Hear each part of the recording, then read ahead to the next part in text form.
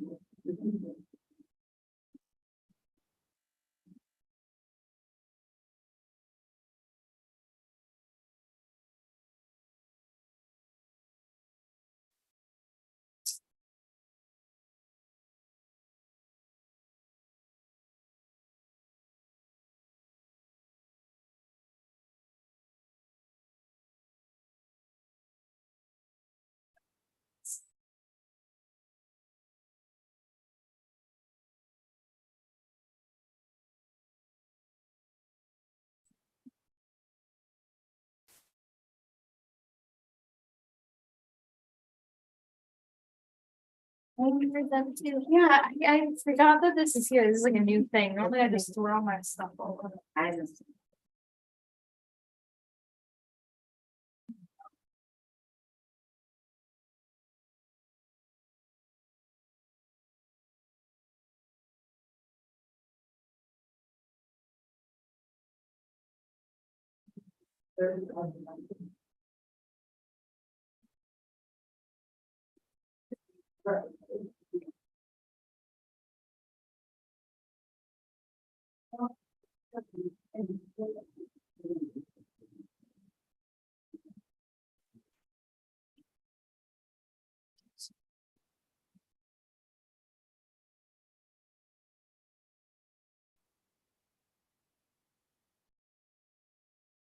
What's this call-in number for this?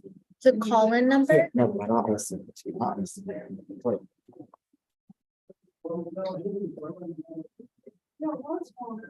we'll go and see what- well,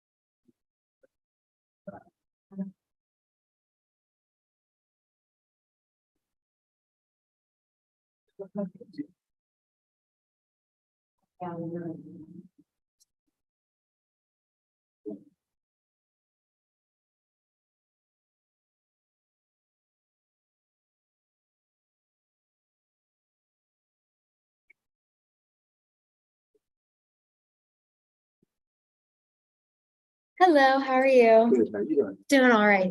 Knitting. Crocheting. Oh, crocheting. They're very different. I don't know how to knit.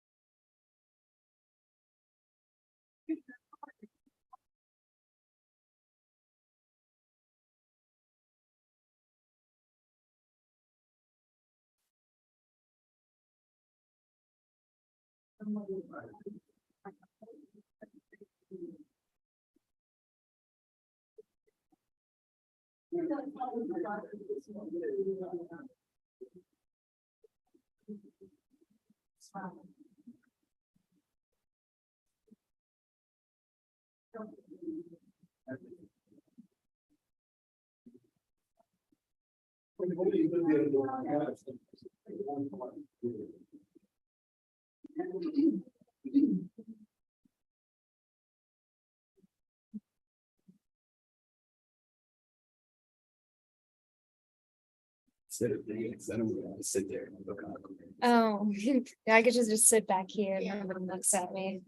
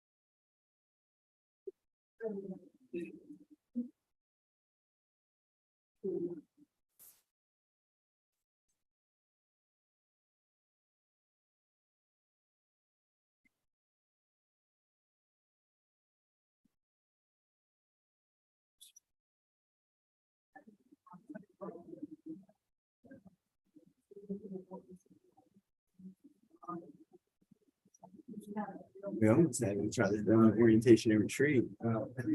Say that again? We have a meeting on Thursday. It's like a Monday thing. Oh, really? They were, I guess it was, they were really. To film it or? We don't have to. Oh, thank God. I was gonna say, I don't want to do that. And you have to be here today, tomorrow, I was here yesterday and too. yesterday. When you flex your time the next day, or you get off early. I kind of come in whenever I want, to be honest. That's not. It's just me and Asher over there. So like, Yeah, not a bad thing. like yeah, I know. And I mean, it's not really that bad sitting here doing my crafts, just- Switching your camera. yeah.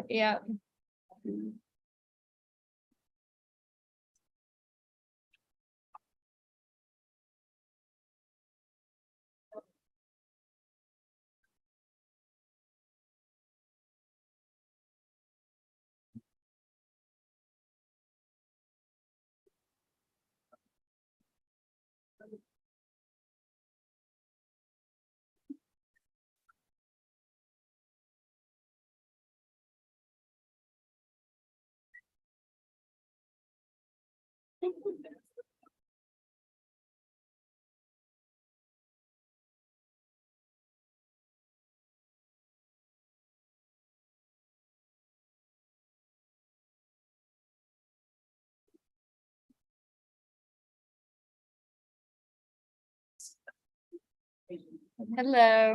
Good. How are you? Yeah. Mhm.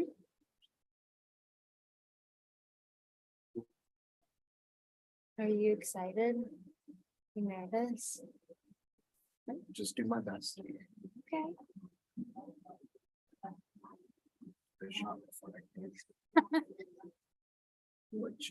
my gosh. What you having? No shame. Oh, shame on this one. No, it's okay. That's okay. So it's gonna be like a shirt like this, but there's like a heart. in the middle. So like, see how like this is part of the heart that I'm like filling in. Oh, okay. Yeah. It's all pink. It's just like this part here is like darker and filled in, and these are like matched.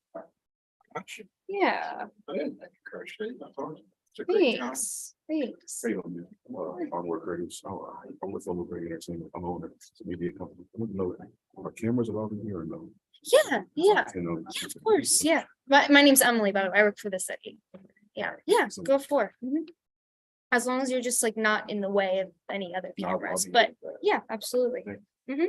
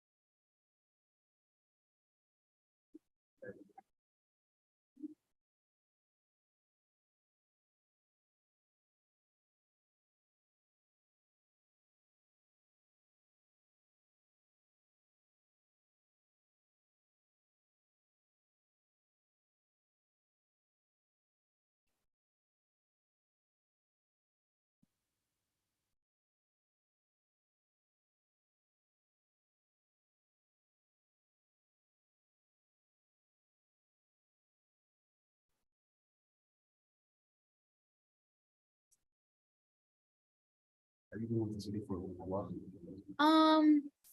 Not too long, since August. Oh, Yeah, so not that long. And where'd you say you work for again? so I'm the owner of Levels Ready Entertainment. It's a media. Oh, okay, cool. Should have brought my bag. There's no cover. That's okay.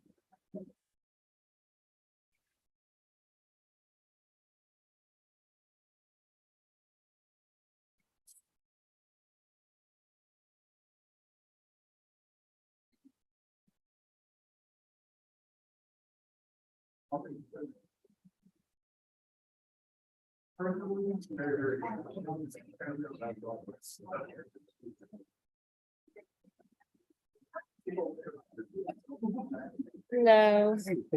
Good, how are you?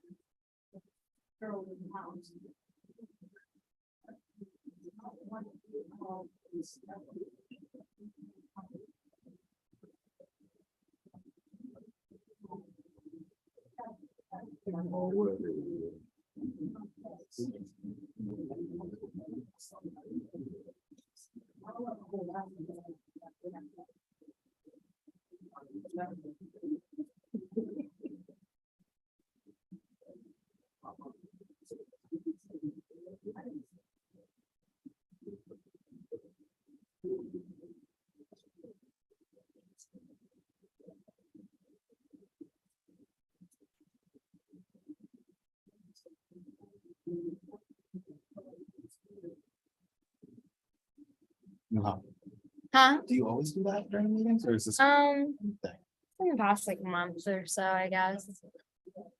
Yeah, making a shirt and then this, see how this part's filled in? It's gonna be a heart. Okay, Yeah, that's gonna be a shirt. yeah, I mean, you'd wear like something underneath Okay, it, like okay. it'd like be a vest type thing, but see, it'll look like that then. Okay, Yeah, all right, that's cool. thanks. Something to pass the time. Yeah.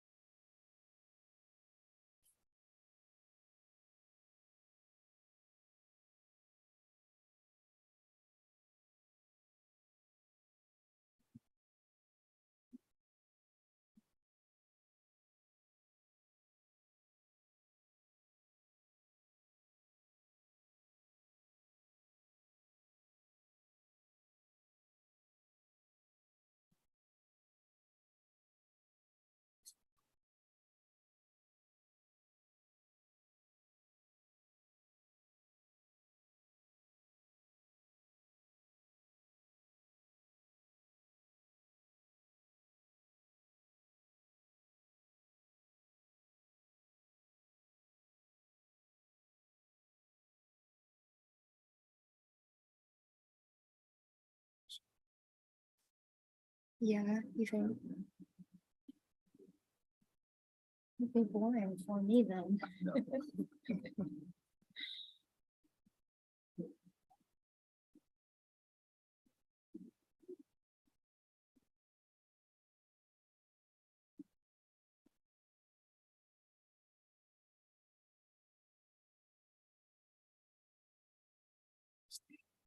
Oh, I was gonna say, are you speaking at all tonight? No, I'm just curious.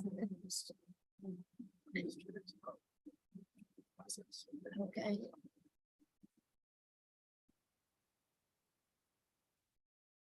Yeah, I have a feeling it's gonna. be a long. 16. I wonder how long the end goes.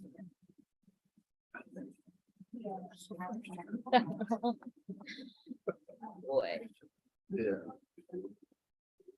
Wow, Good evening, that's- everyone. We will begin in a few minutes. As you can see, we are waiting for our council member. This is a few minutes late. So please bear with us. We will get started momentarily. Thank you.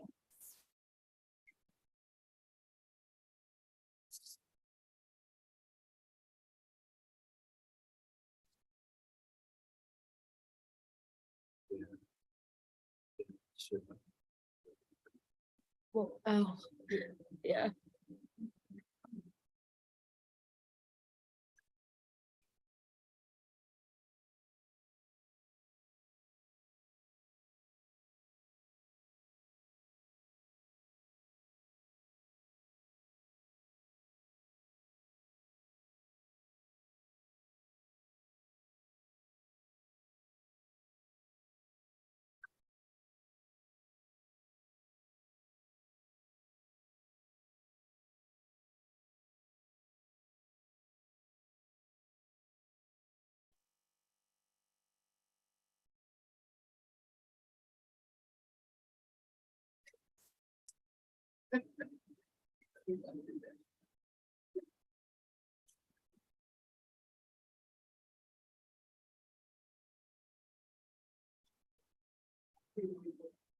See?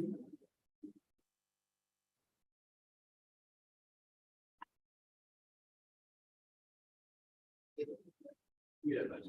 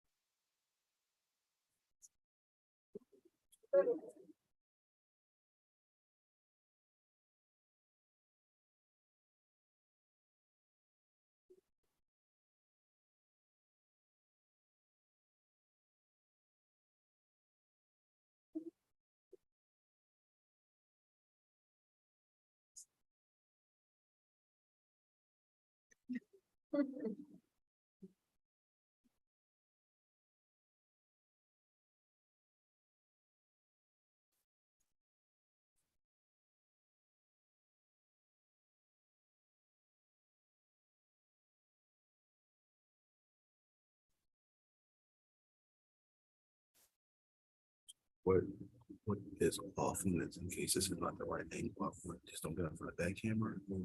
Oh, yeah, all the others, the other ones are like PTZ cameras, so they're up high, so you won't get away with that, just that one. So I'm gonna do. All right, so I can kind of move around, see what's the best before they start. Sure. Thank you. Are you, where exactly are you trying to get, like, do you want council chambers or are you trying to get, I'm trying to get the speed back. yeah, then maybe That one. either that one or that one, yeah. Thank you. Mhm.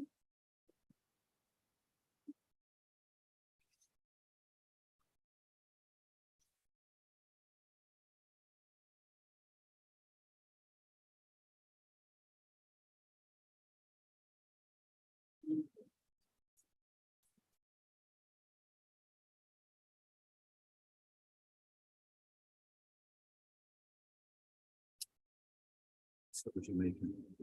So I'm making, I'll show you, it's gonna be like a vest type thing, like put on top of like turtleneck, but it'll be like a heart in the middle for Valentine's Day. Yeah, so like it's all mesh, but right here is like filled in, so that's what I'm making the heart part. Yeah, yeah. Yeah, something to pass the time.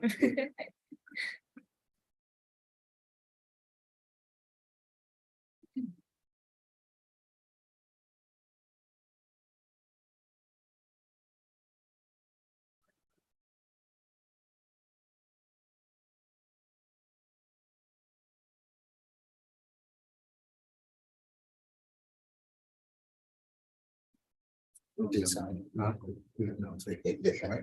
I said, somebody did something. Bring that on that side, so. Do it.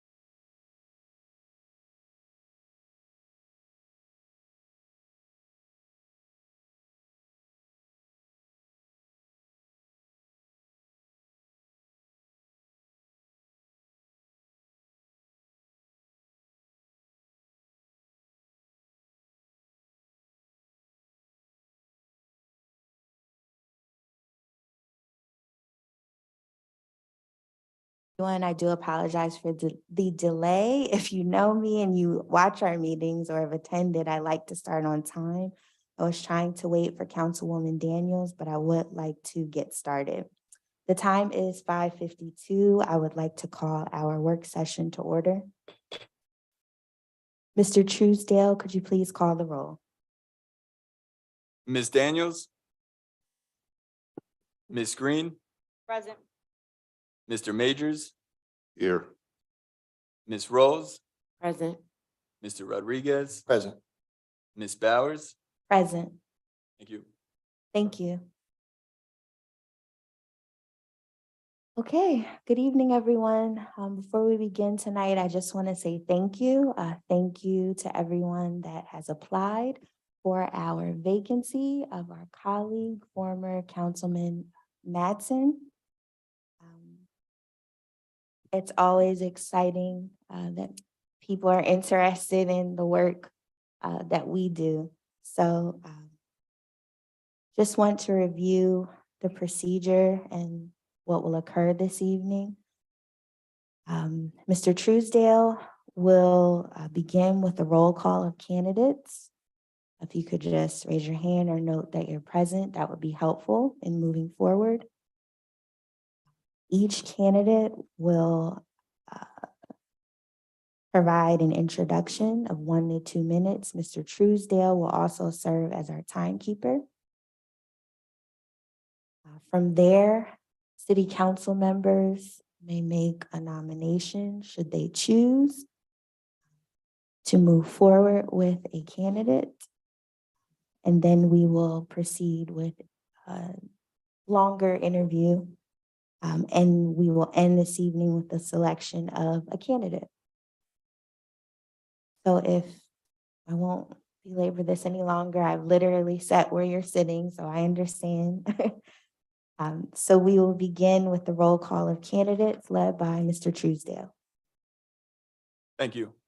Nicole Collins? Crystal Davis? Joan Downs? Thank you. Deron Jordan? Thank you. Cole Goodman? Thank you. Thaddeus Hill? Thank you.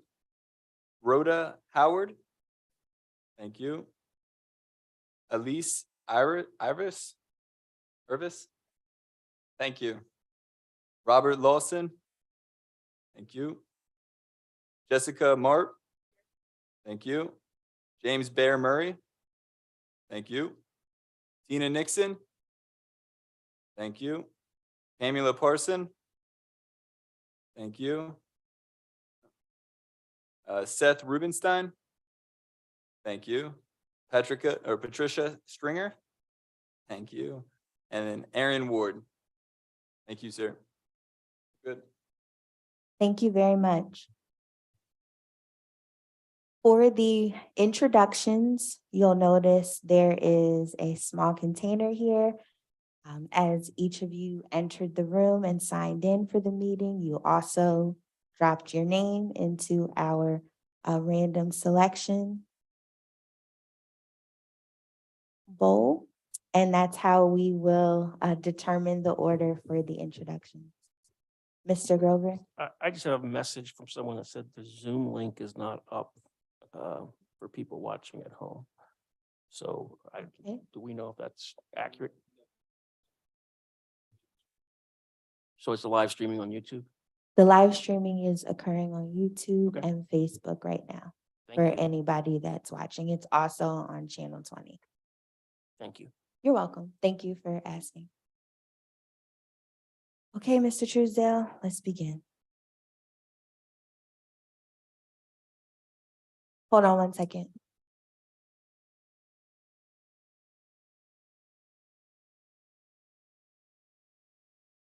The first person to introduce himself will be Pamela Parson.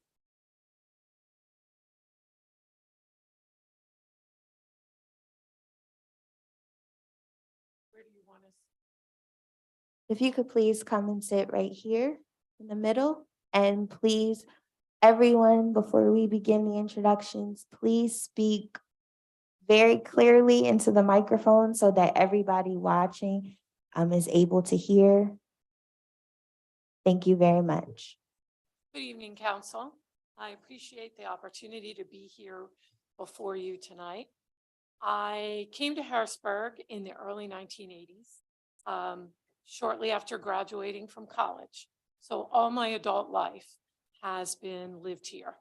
I initially lived uptown close to the Polyclinic Hospital and then bought a house on Emerald Street, where I lived for more than 30 years. Spent a short time in North Allison Hill on 16th Street next to our lovely Harrisburg Cemetery. And I am currently near 18th and Holly, where I've been the last half dozen years. I am a graduate of Central Dauphin High School and American University in Washington, D.C. I have a bachelor's degree in political science and administration of justice. I have worked and volunteered for many nonprofits and organizations in the city, from the Harrisburg Fair Housing Council in the early 1980s, when we had money as a result of consent decrees related to the Community Reinvestment Act. I owned my own business here for about a decade. I'm also a graduate of Lancaster School of Massage. And I have friendships and neighbors that I have made in this community, that people I've known for more than 40 years now. I think the important thing that you need to know about me is that I show up. And when the community asks me to be there, I will be there. I have had both paid and volunteer jobs here in the city. And I think the city's greatest wealth is its people. I believe that no one and nothing is beyond redemption, and that our greatest asset is right here in front of us. Thank you. Thank you.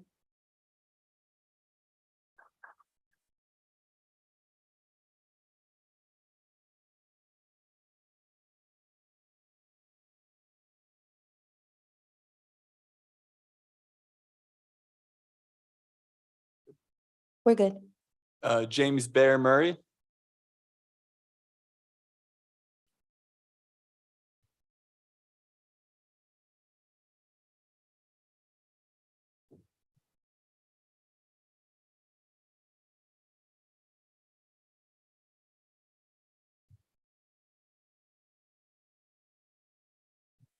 Good evening. Good evening. My name is James Bear Murray. I'm from Harrisburg, 47 years in the city. I'm 47 years old. All my time has been spent here. I'm really not good at talking about myself. I'm one of them people who really does, like I said, I'm not good at talking about myself, but I am president of AFSCME, the American Federation of State, Federal, Municipal, and County Employees, the Department of Transportation, all of the buildings under the Department of Transportation, and all the clerical employees fall under me. I'm also treasurer of CBTU, the Coalition of Black Trade Unionists. I'm also the treasurer of District Council 90 for AFSCME. I'm a father. I'm working on my second set. Me and my wife have a 23-year-old and a 20-year-old college graduate. And we also have our second set, which is a fourth grader and a second grader. Harrisburg City Council was not on my radar as a job or a career, but it's something that fell in front of me as something that I could potentially be doing to help my city. And that's always something that I've done. Before I was president of AFSCME, I was always involved in the community. I've seen most of your faces in the community doing things. So again, my name is James Bear Murray. Hopefully you'll have some questions for me later and I can tell you a little bit more about myself.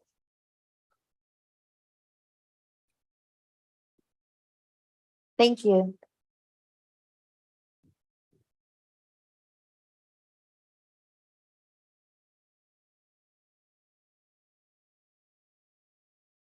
Seth Rubenstein.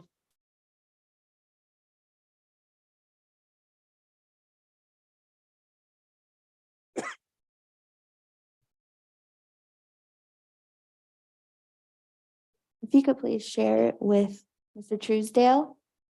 Thank you.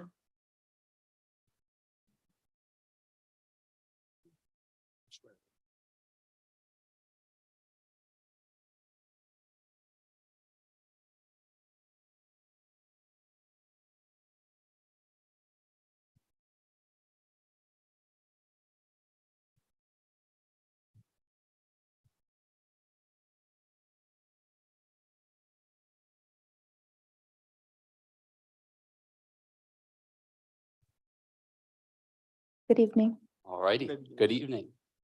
Good evening, council. Thank you so much for your time and consideration. I truly appreciate it.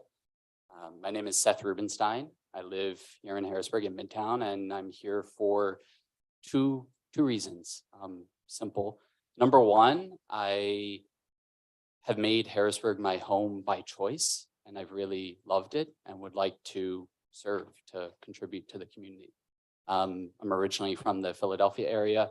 My wife and I moved here just under a couple years ago by choice, based on everything we knew about the community, its people, the tight knitness of the community, and I've absolutely loved it and felt at home, and it's been a home.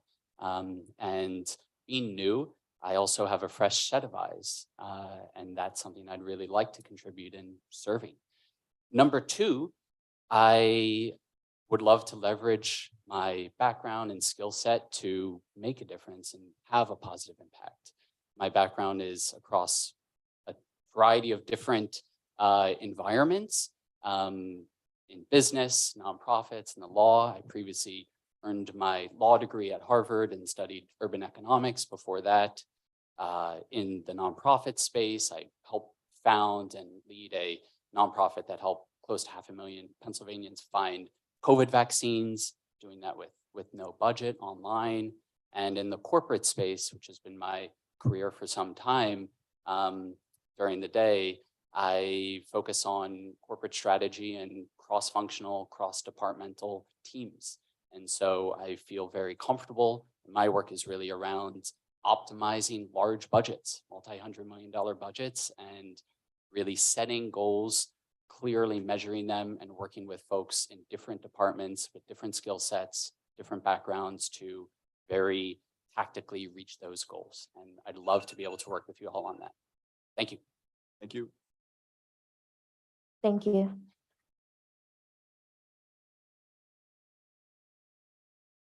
Thaddeus Hill.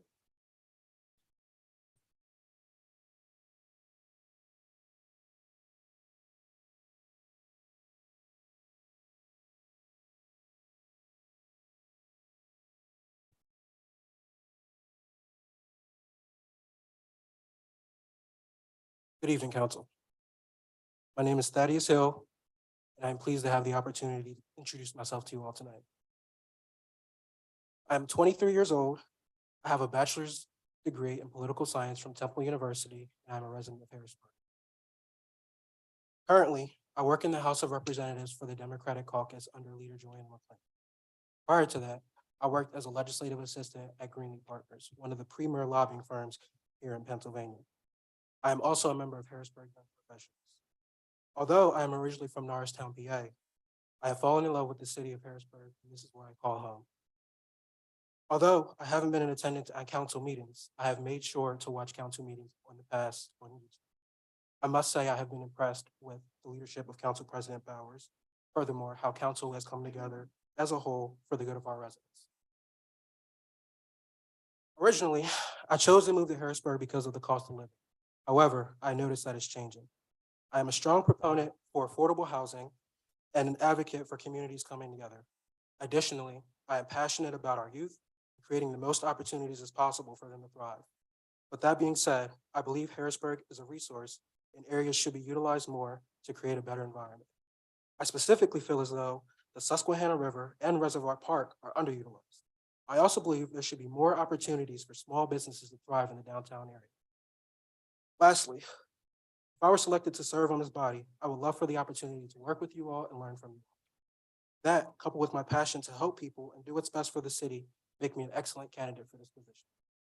I am sure there are other qualified individuals, but I hope that you consider me a valuable candidate, and I hope to join your team to serve the city of Harrisburg. Thank you. Thank you.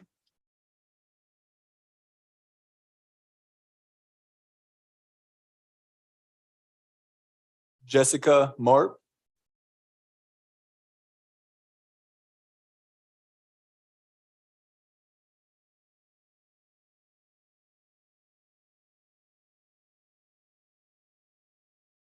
Should I get started? Yes. Good evening, and thank you to each of the city council members for having me here tonight.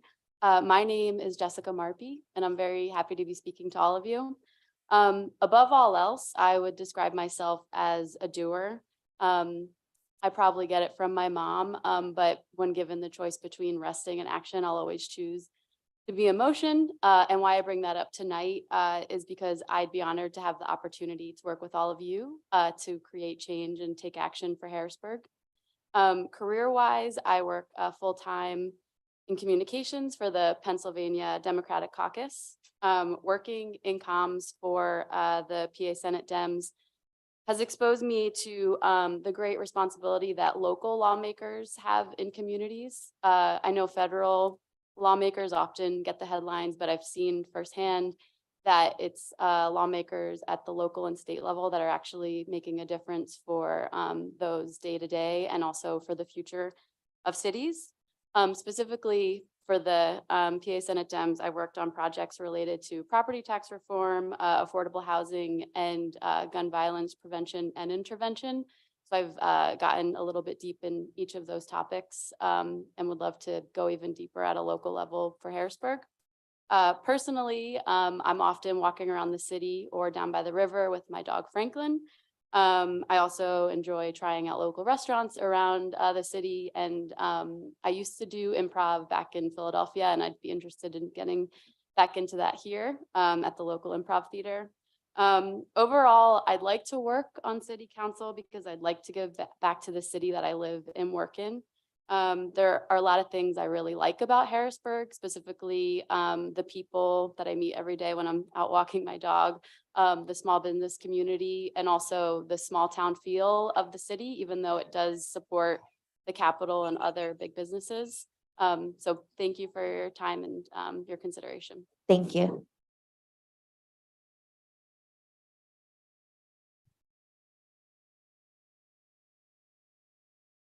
Rhoda Howard.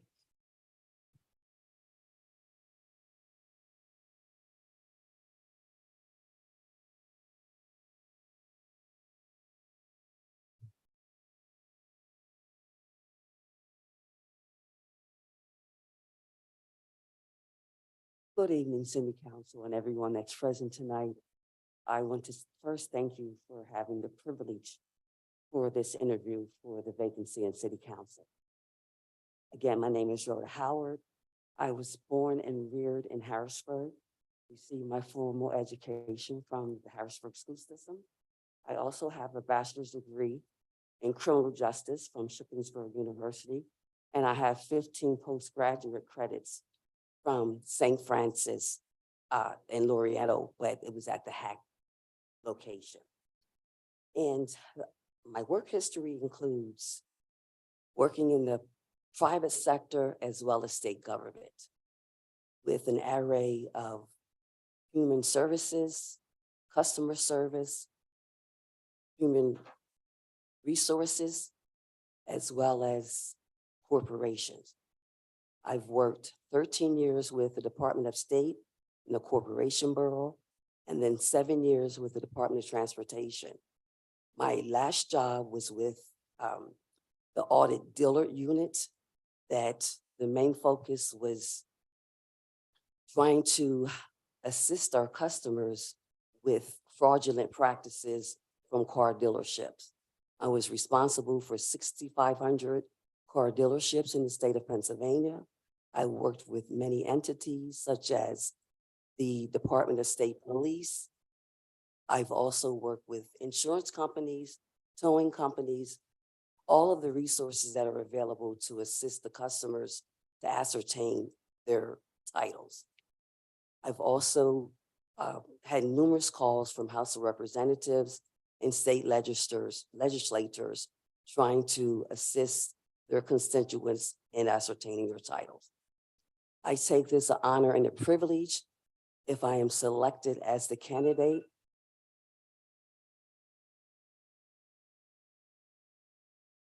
Thank It's City you. Council, thank you. Thank you. Thank you.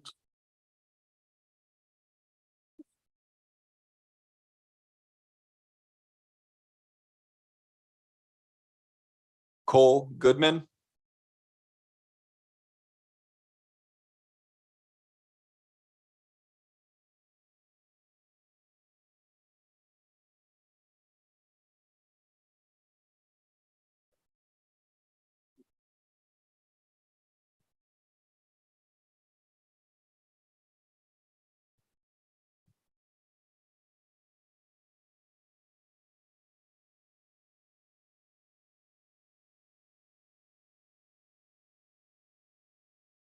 You're switching colors, huh?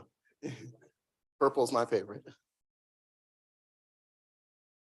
Good evening, council members. I'm Cole Goodman, and I thank you for the opportunity to come before you tonight. I'd like to express my deep respect for members of this council. You have all stepped up to work in difficult leadership positions, and that is worthy of formal acknowledgement.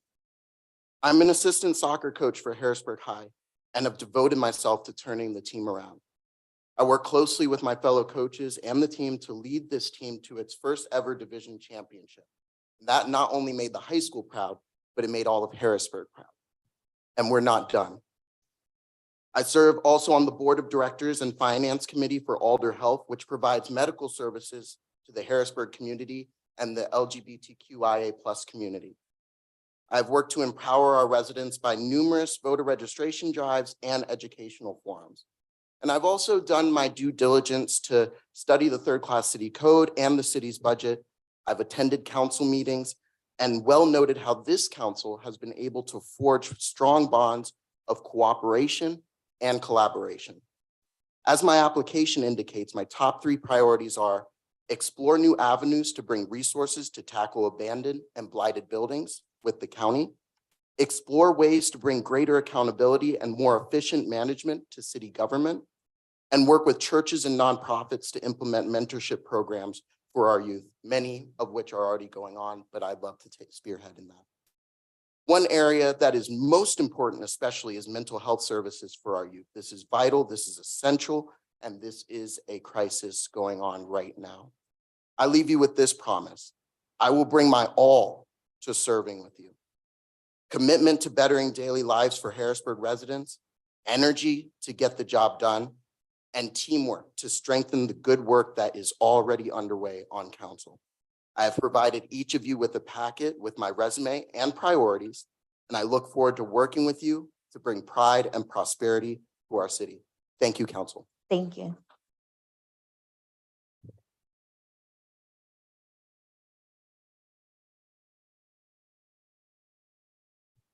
Elise Irvis.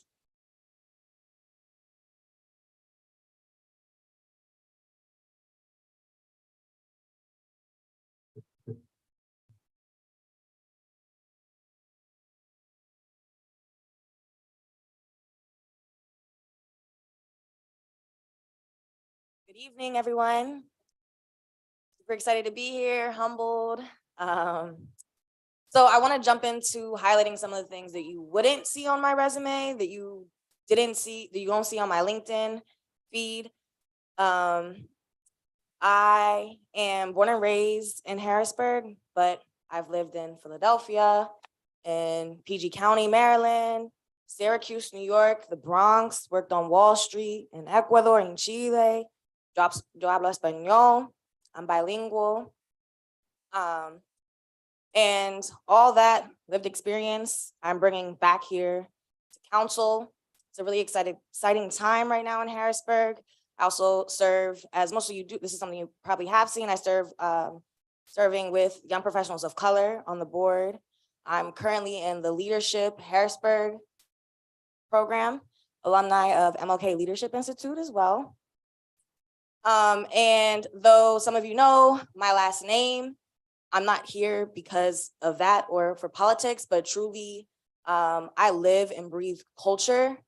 I am doing things on an hour-to-hour basis, empowering the disenfranchised, speaking up for and creating space for the margins of the margins. And I honestly have so much to bring to the table, not just the capacity to explore and investigate and stand up, but actual solutions. I started a company called La Cultura, which means culture in Spanish, right? So we're doing everything about culture, for culture, and culture at the center. But I'm also a creative revenue strategist. And that's what this is, right? Culture and commerce. Revenue generating, but we're for and about the community. The solutions that we're already doing revolve around real estate. We have a 16-hour accelerator teaching individuals to invest.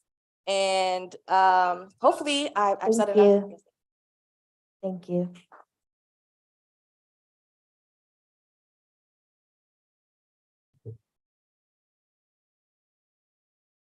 Patricia Stringer.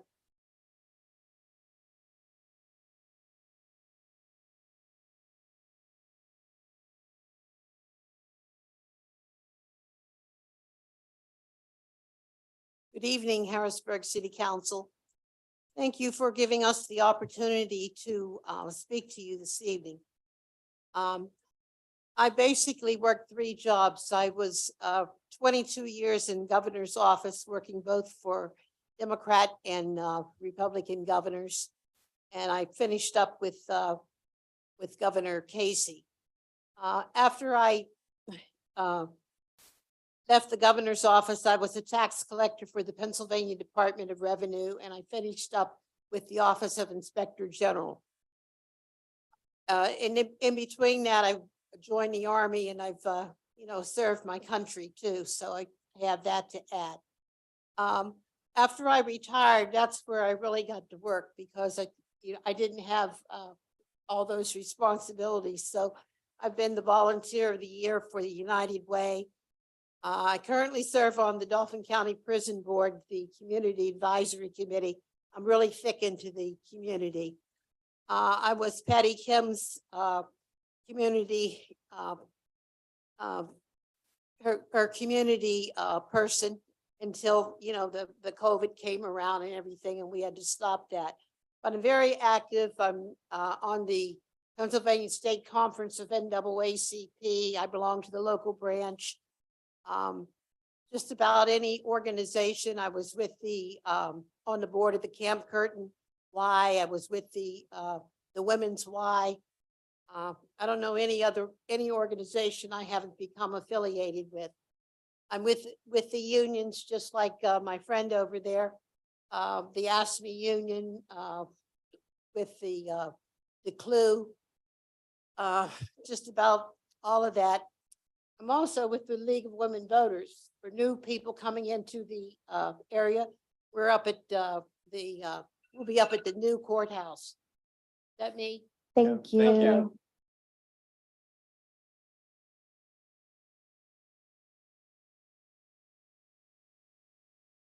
Nicole Collins.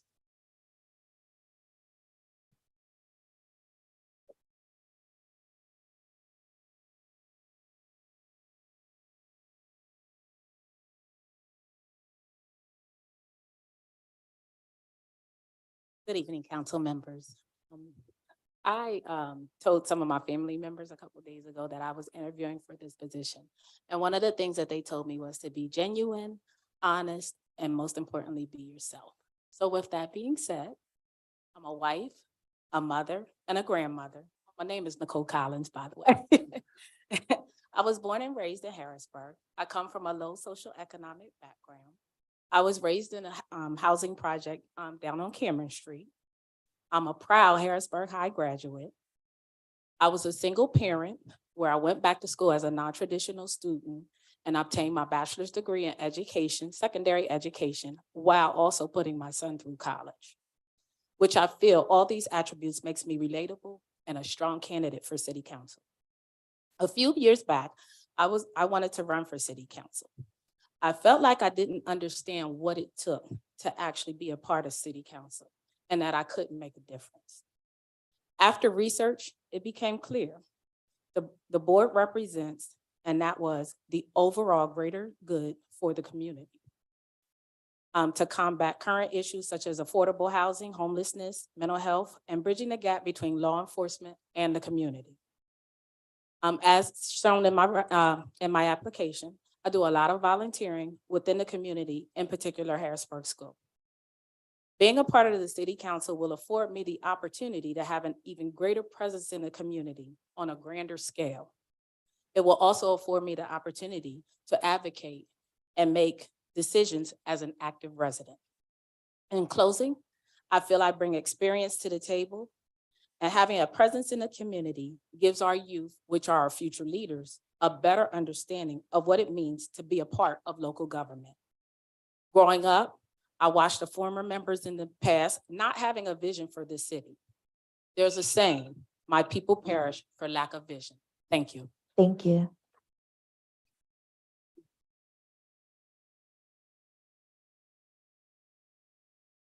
Erin Ward.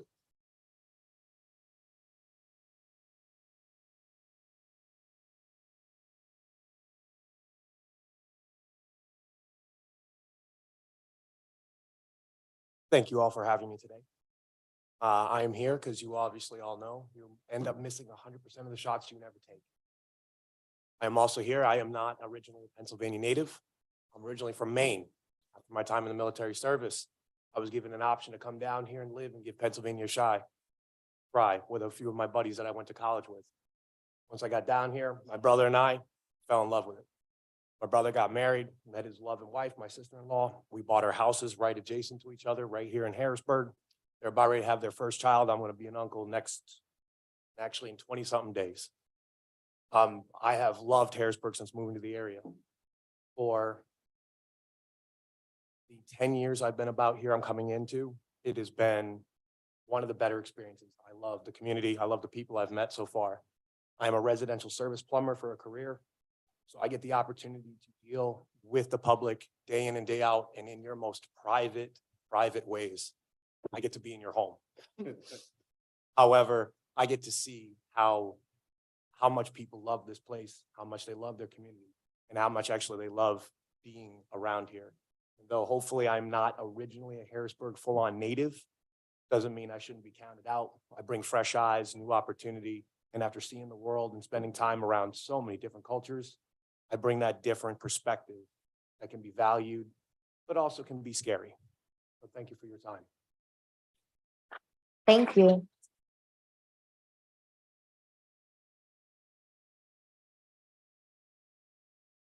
Deron Jordan.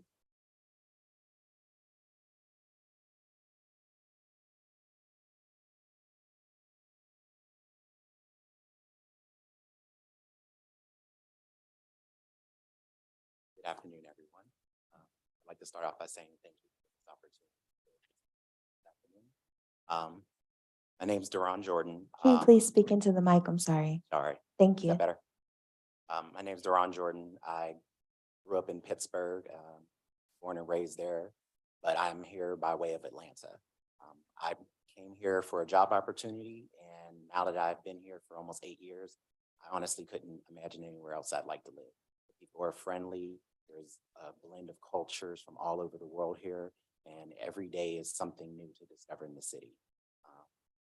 I've grown to love and appreciate the city and everything that it has to offer, all the festivals, all the multicultural events, just the people, and for lack of better terms, the vibe that Harrisburg has. I really enjoy it. I appreciate its grit and its tenacity. I think that the city has done a great job stabilizing its finances, integrating various parts of the city, such as Motor Square on Allison Hill, 2nd Street conversion, the courthouse in Uptown. And of course, with anything good or bad, there's still work to be done.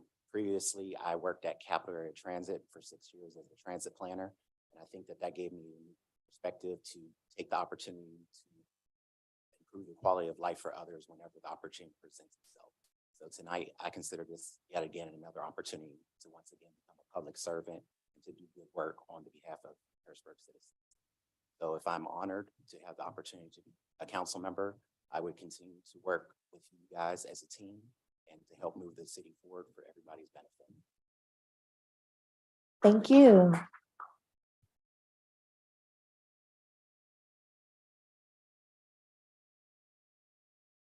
Robert Lawson.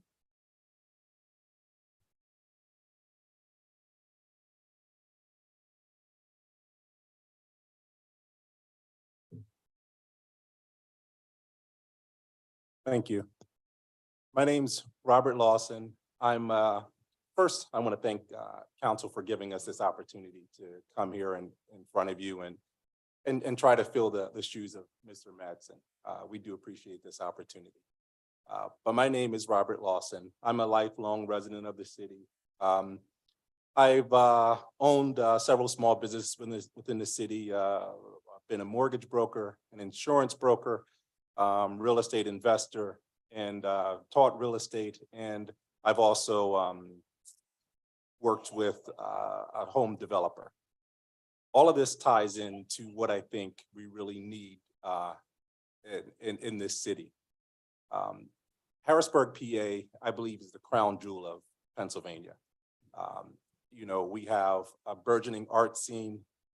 We have many great smart thinkers that you've seen as they've sat here in front of you today, and I don't envy your decision. It's going to be tough. But we also have sports teams that punch way above their weight too. But one thing we do have is we have a little bit of an inferiority complex. About a third of our residents live below the poverty level. And many of those same residents are living a nomadic existence in this city, moving from house to house due to substandard housing, unaffordable rents, and any other situations that cause them not to be able to stay in their home. I believe right now we have a unique opportunity with the ARPA that's just been passed to attack some of these ills, that we can help people get affordable housing. I've worked on the board of Wild Heart Ministries, Eden Tiny Village, and also the East Shore Y. Each of these organizations is looking to attack affordable housing. And as we attack affordable housing, I want to pull in our residents so that we can attack poverty as well. Thank you.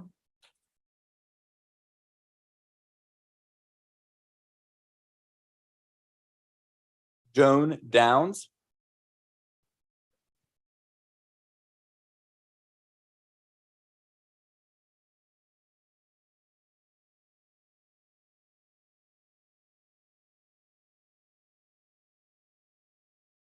Good evening, Madam Mayor Williams. Good evening, ladies and gentlemen. I appreciate the opportunity for being here at this meeting this evening.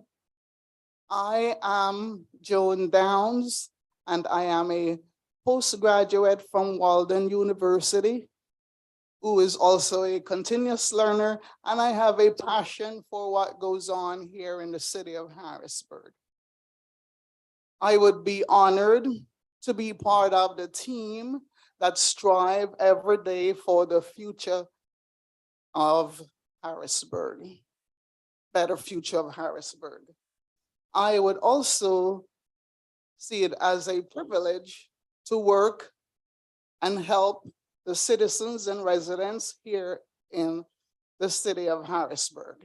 I live here in the community as well, live and work here, and it would be a privilege for me to work with the people here.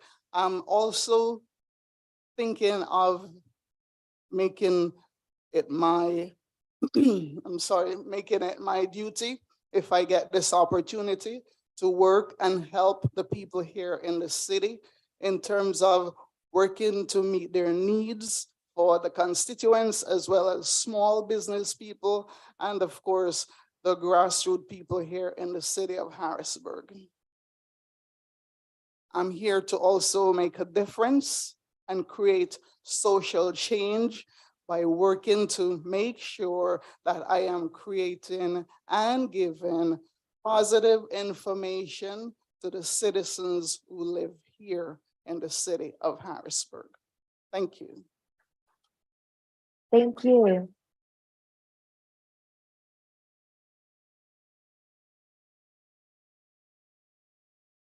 Tina Nixon.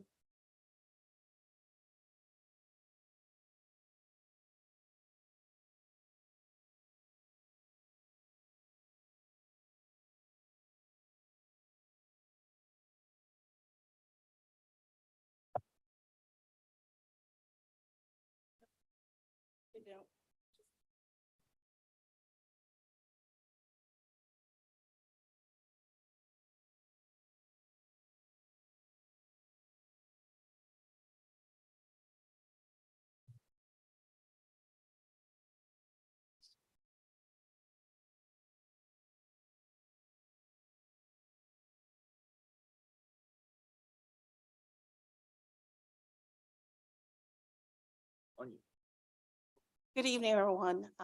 Thank you so much for this opportunity to present myself to you and for the opportunity to serve. I feel that this opportunity was not something I was seeking, but in light of the things that have transpired throughout the community over the past several months and years, I felt that as a servant leader, it's an opportunity to continue to provide services. As you will see from my resume, I have served this community for a very long time in a variety of different levels, nonprofits, for-profits, providing the city with support as volunteering to review HUD grants and develop programs that impact women and children in our homeless community. I feel that it's time to put action to a lot of the plans that I've read, which are really good. And I want to be a part of helping develop a comprehensive economic development plan. One of the questions on this survey was, what would you do? What would you eliminate? What would you add to the budget? What are the priorities? I think, there are a lot of priorities and there's a lot of ways that we can tackle those by looking at a variety of different ways to attract funding through grants and other collaborative partnerships. But all in all, I think there is work to be done, and I have worked on a variety of different issues throughout the city, and I want to continue that.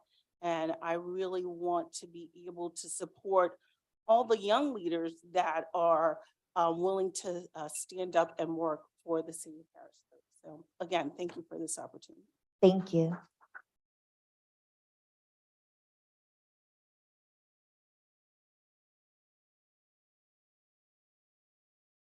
Crystal Davis.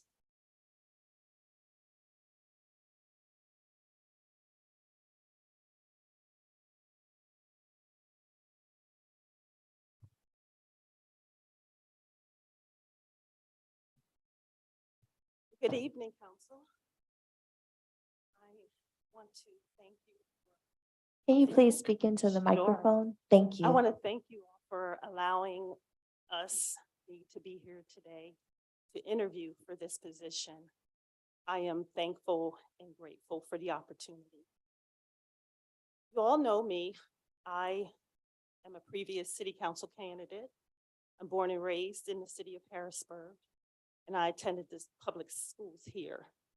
One of the things that you don't know about me is that when I went to school here at elementary school, I was bullied, and I was bullied a lot.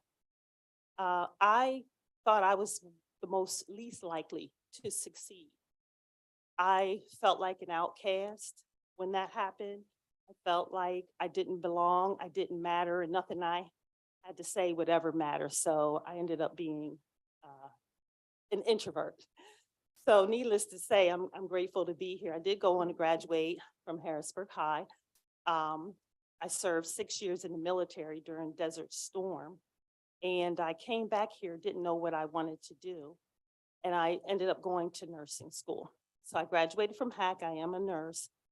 And after that, I started a home care agency planted right here in Dauphin County, providing jobs during COVID-19 and also going out to our citizen seniors' homes to make sure that they were cared for, they had their medications, that they didn't need anything. If they needed to go to the doctor, we were there to take them. I am more of a doer than a talker. So with that being said, I just want to let you know that I have been in communication with the city's engineer during my run for city council and other offices, and I can share more at the interview. Thank you very much. Thank you.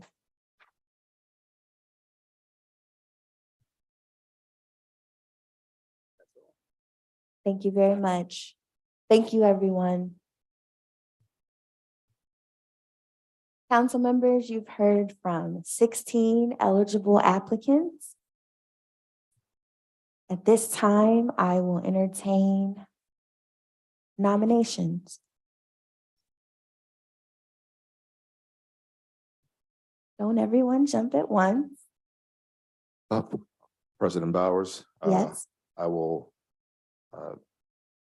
just for clarification, Mhm. how many individuals can any one council person nominate? Each council person may nominate one individual. Okay. Yeah, can I have a recess then? Yeah, Sure. 5 minutes, yeah. Council members have requested a 5-minute recess. The time is 6:39 p.m. We will recess for 5 minutes. Thank you.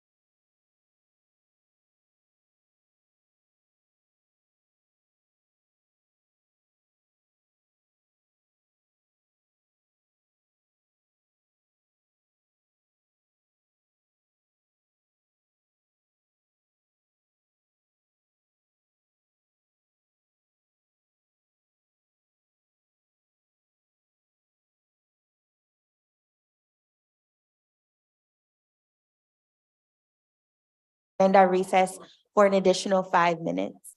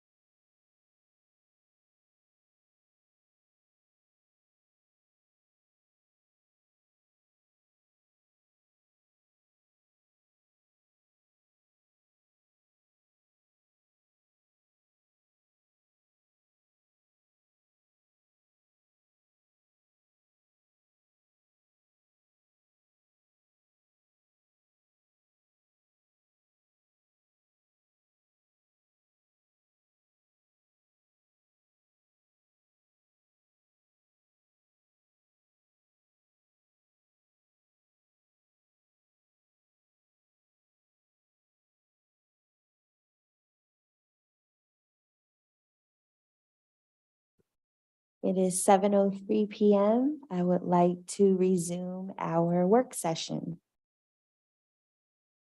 Okay, so prior to the first recess or request,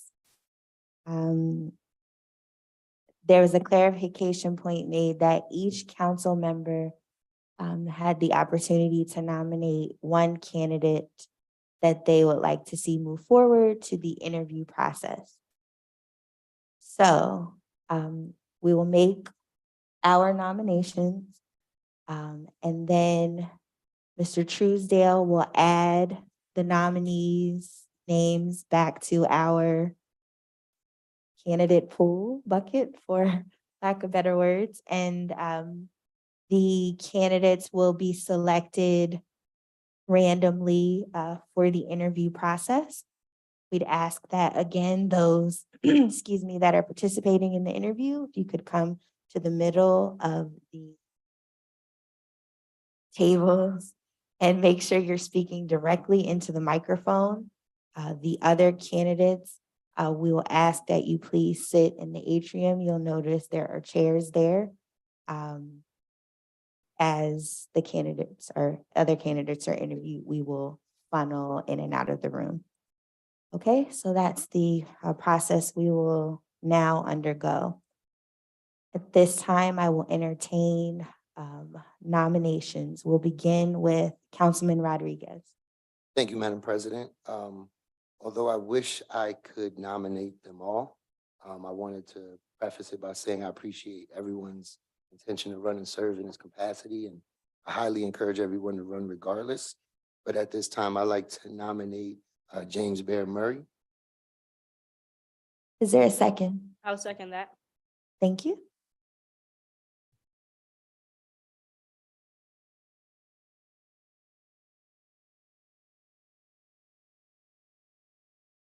Councilwoman Daniels?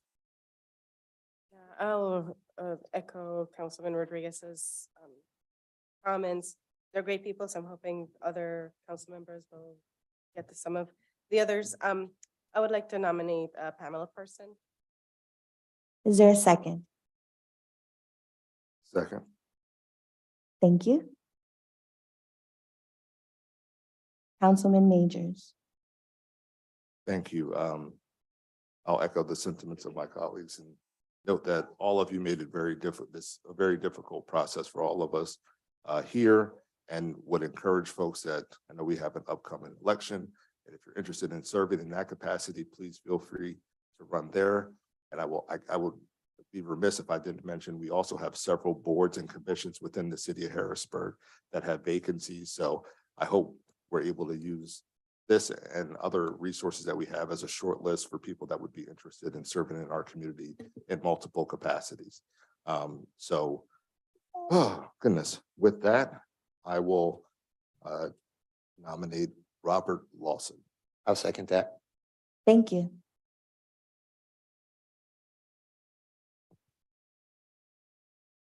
Vice President Green?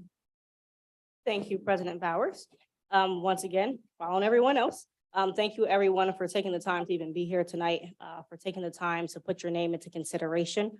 I know a few of us have been in the position before, coming before council, whether it was to be on a board or to be appointed to council. We know how nerve-wracking it can be.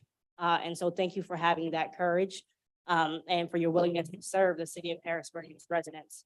I'll also echo Councilman Majors in saying we do have many opportunities in which you can serve the city of Harrisburg, even if you weren't chosen for this position.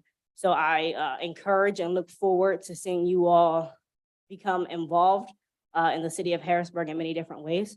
And I'll end this with saying that my nomination will be for Ms. Tina Nixon. I second the nomination. Thank you. Councilwoman Rawls? Thank you. I just want to say I am so pleased to see all of you here. Just as my other council member said, it really takes courage to come out and speak in front of everyone, whether they're watching you on the screen or you're sitting in front of us, and it is truly nerve-wracking. So thank you. We appreciate it. You all did excellent, and it was a tough choice, which is why we needed so many recesses. But I also echo my council members when they say there are so many boards with vacancies. So please don't stop here. Also, there's an election coming up, run and run for something. And let the community be the voice that puts you on here or doesn't. Don't let this be where you stop at. And with that said, I nominate Miss Nicole Collins. I'll second that. Thank you.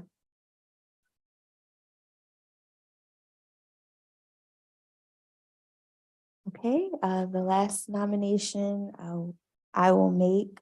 But before I do, I just want to say thank you. Thank you for your time in completing the applications in a timely manner and actually submitting them. Thank you for your introductions this evening. There are some new faces that many of us have never seen before, but we're so glad that you are interested in getting involved in the city which you call home, whether work brought you here, whether a significant other brought you here. We're glad that you are members of our community through the work that you do, whether that is where you're gainfully employed or work within the community. Thank you. Thanks for your service and thanks for your talents.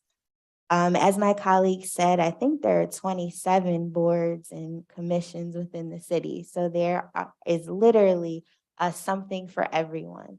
So if you do have an interest, all of the commissions and boards are listed on the city's website. So I would encourage you when you leave here to go home and take a look at the list. And if there's something that interests you, please feel free to share your resume with us, and we will certainly pass that on to Mayor Williams if it's a board that she can nominate an individual for.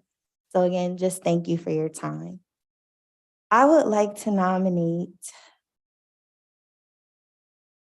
Mr. Duran Jordan to move forward. Is there a second? Second. Thank you.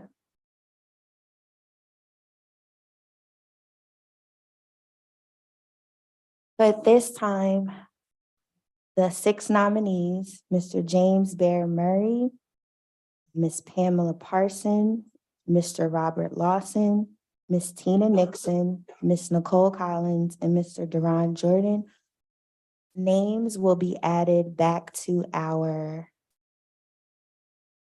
candidate pool bowl.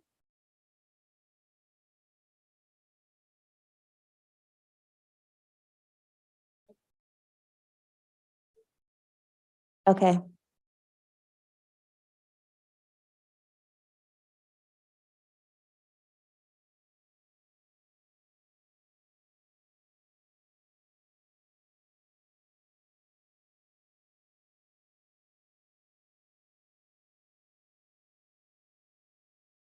Yes, please.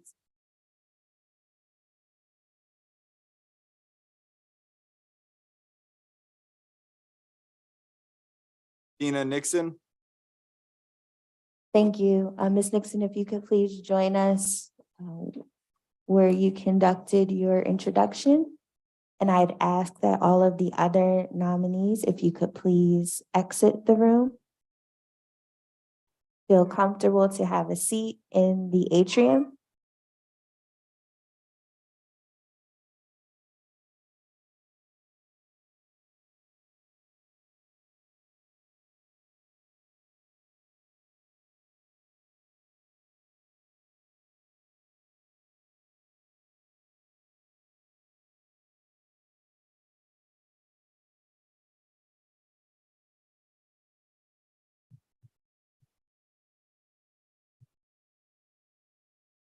Good luck. Good, how are you?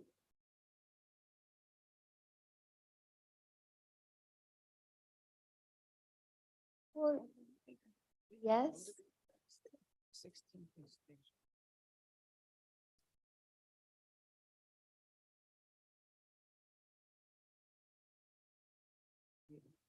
Okay, well, I wish some of the other applicants would have stayed. They were certainly welcome to, but that's fine.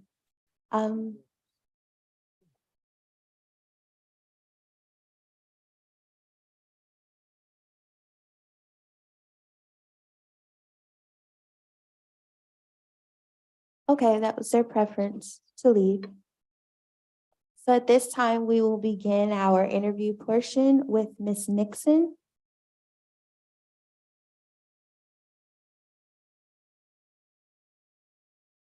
I'll begin just with the burning question. Why are you interested in serving on city council? I'm interested in serving because I feel I can make a difference in the work that I've done and the work that I'm doing on some of the committees that I'm on with the city, and the overall work that I'm doing with health equity and health disparities and workforce development. I think I would add my expertise when it comes to looking at ways that we can move some of, as I mentioned before, some of the plans that we have in place forward.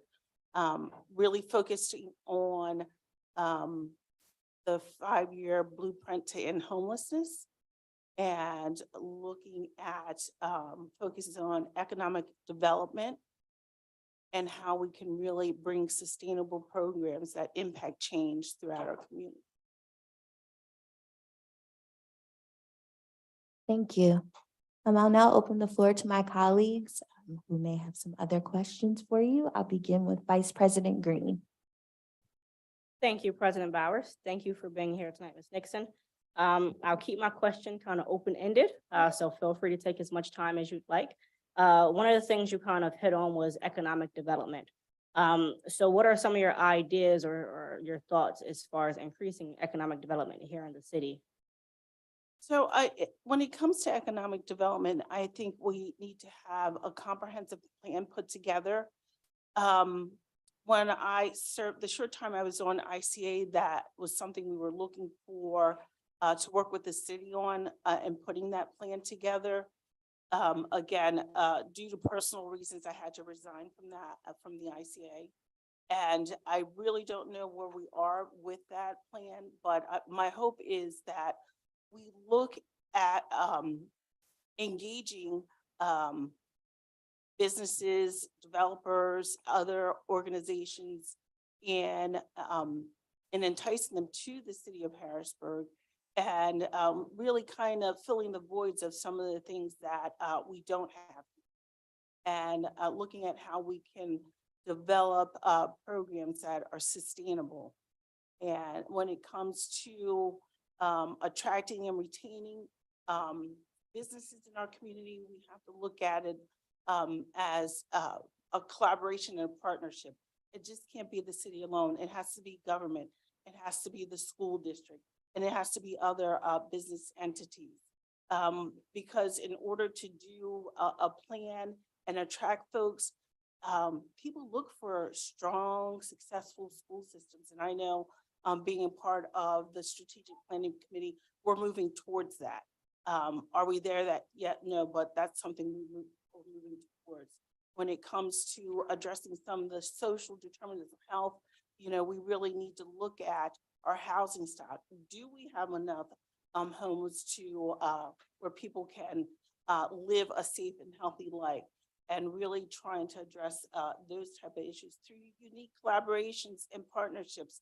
I focus on housing because it's something that I was intimately involved in when I ran the YWCA. And one of the programs that was very successful while I was there is actually the apartment complex, where we embedded in the living facility case managers and social workers and other support people to help the residents there. So they didn't have to go from one place to another to get the services.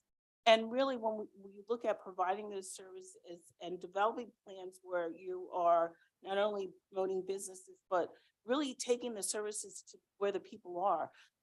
One of the things that I do in my role is, you know, get the hospital out in the communities. We do home visits, we have paramedicine, we do street rounds, you know, with the homeless to do health checks, under the bridges, in shelters, in cars, you know, all over the region. I think there's a way that we can come up with key partners that not only are you addressing the social or the needs of the community, but also this social piece of it where you're raising money and you're sustaining programs. There are a lot of as evidence-based programs throughout the country that we could mimic. It's just, putting a plan together and putting action to that plan. Thank you very much. And then I have one more question for you. Councilman Madsen was over top of Public Works. If you had a choice as to which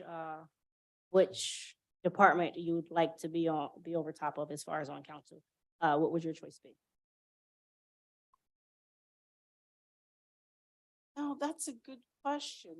And I would say, not over top of, but partnering with, Public Works is great. I can probably, provide expertise there, but also building and housing, again, back to the housing stock and developing and looking at where our developments are.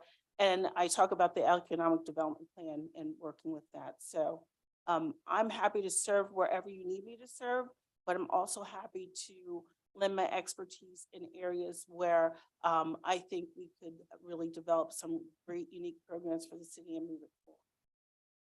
Thank you. That's all the questions I have. Thank you. Councilwoman Rawls?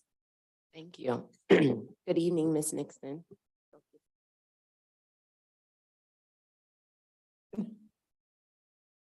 No, a lot of us don't like the cold water, so it's the temperature, I'm sorry. But no, but I was wondering, I think a big thing for me is, and I think for everybody, and I'm sure for you as yourself, is when you look at Harrisburg, what do you see? What is your vision for Harrisburg, and what would you do, and what steps do you think need to be taken to move it forward in that way? When I look at Harrisburg and, as a whole, I see that there's great opportunity here. We have some really great spaces, really great programs going on. And I see hope. I see opportunities for change. I mean, being born and raised here, we've seen many things go through cycles of change. I remember growing up being downtown at 4 o'clock, there was never anybody down here. You could whistle and you could hear it, all the way across the river because it was like, the plain. It was a desert. And then we had the economic boom that developed the hotel, put up and all the businesses come down. I can see us expanding on that. I can see us being, how they name the greatest city to retire in, the greatest city for young folks, or the greatest city for, whatever demographic you name. I see us becoming one of those great cities. Again, for the first time in a long time, being in meetings with elected officials when people that I've known are very excited about what's going on. And they're excited because people are willing to collaborate. It's not about them personally. It's about how can we get things done. And that's another reason I thought I would put my hat in the ring, and I'm gonna call him out, the fire chief, he's very passionate about this. Is the first time that we are collaborating and we're working together to get things done and move things forward. And seeing that, that's what I want to be a part of. I want to make sure that we leave a legacy so that folks can build upon and really have that significant change. Not a fan of all the meetings unless I leave a meeting with a to-do list and come back and show you what I've accomplished. So that is how I work. That's what I'm about. And I think it's important as we take this wonderful city and move it to the next level, that working together and understanding that it doesn't have to be done in silos anymore. Everybody by working together can move us forward. Thank you very much. Thank you. Councilman Majors? Thank you, and thank you, Ms. Nixon, for your willingness to serve. One of the questions I had is, do you envision any conflicts of interest that you may have with the city vis-a-vis your current employment? I vetted that through our legal department before I sent the application, and they gave me parameters in which I have to operate, which I will uphold those parameters. as it relates to any conflict of interest. And if anything comes for a vote that involves my current employer, I will recuse myself. Okay. Thank you. And again, I guess, what would your, I guess, given what council's role is, what would your top priority be if you were able to serve on council? Because I think a lot of people envision, we all come into these roles with a lot of, high expectations of what we're able to get done. But given the form of government we're in, I guess, what do you see you'd be able to get done in the time that you would serve on council? So I look at this as a 30, 60, 90-day plan for myself. And the first 30 days looking at figuring out what your passions are, what you're working on, how we can move things forward, and just understanding the framework of what's going on currently. Sometimes we watch TV, we sit at the 10,000 foot level, and we really don't know what's going on, the day-to-day, the details of what's going on. So looking to learn, looking at some of the plans, as I mentioned before, that I've seen that already been developed, and seeing how we can put action to those plans. And when we think about priorities, right now on the top of my mind is making sure those folks that are in the homeless encampment, have access to shelter and have access to services, and continue those access to those services. Again, I think there's so many critical challenges that we see in front of us, but I'm very, and I'm not going to say hopeful. I think we have to be very strategic and understand that we can do more than one thing and address them at, several things at the same time. Thank you. Thank you, President Bowers. Thank you. Councilwoman Daniels, any questions?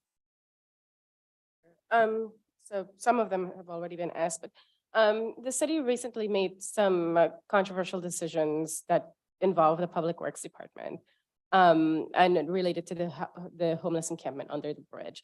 As the chair of the Public Works Department, what kind of questions would you ask when decisions like that are being made?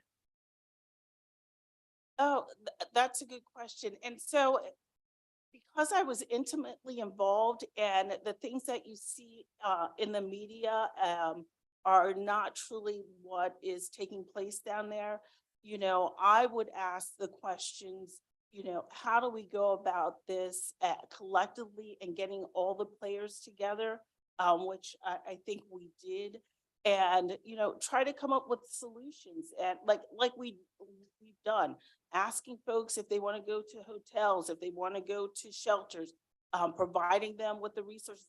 Homelessness is not a crime. So if individuals wanted tends to go somewhere else, making sure that they had those resources. But I think one of the things is, you look at that encampment, that is a community. People need to understand that, and those folks need to be treated with dignity and respect. And as the chair of Parks, I hope that the employees have done that they have gone above and beyond. And what I heard during our meetings that they have, they were down every day moving trash and trying to get rid of the rats and those type of things. So just working in collaboration and asking the right questions to provide the services to, those that we've been called to serve.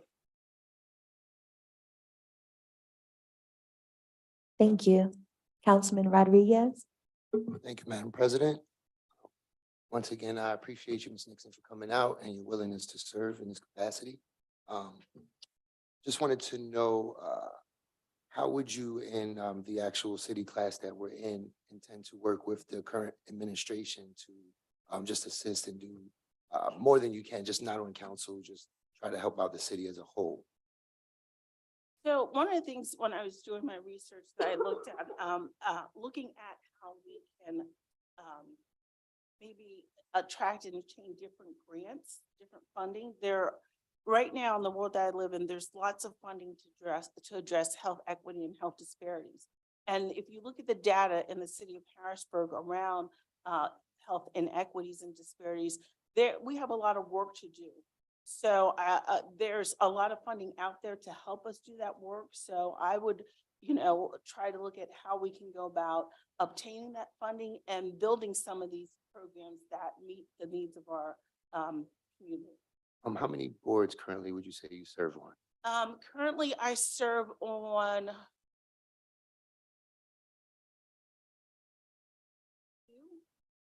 at one point in my career, I served on 10. Okay. So 2 or 3, maybe 3. With 3 and then your full-time position, would you still have the time and the capacity to serve for this year? At one time, I served on 10 boards with a full-time job as CEO of the YWCA and 2 twins that were under the age of 5. That's a yes or no? So that's a yes. Okay, thank you. All right, and then you had mentioned a 30-60-90 plan. That would take us pretty much to the end of the primaries. Do you intend to run after the year's over, or you're just serving for the sake of filling the spot and doing what's right for the city? I don't have an answer for that right now. I want to kind of, if I am called to serve, get to know how everything functions. And I think, interacting and understanding, I would know that in a week or 2 or several meetings. And I know we talked about there's a deadline for petitions and things like that. I'd likely have a decision by that time. Again, I submitted my application because of certain things that were happening. And I always ask the question, what are you going to do about it? And this is what I want to do about it. So I just want to make sure I understand the complete picture before I say yes. Absolutely. Absolutely. That's pretty much all the questions I have. Thank you. Thank you. Any concluding statements or comments you'd like to share with council? I just want to say thank you for the opportunity and thank you for the work that you're doing. I have a degree in political science. I worked at the House of Representatives early in my career. I understand what it takes to run for office and be in these roles. And to have the courage to do that, I applaud all of you. I know it's hard work, and I'm willing to roll up my sleeves and you'll have me work alongside of you and share my expertise and really, make Harrisburg a city where people want to come, live, work, and play. And I think I honestly think we can get there. Thank you very much.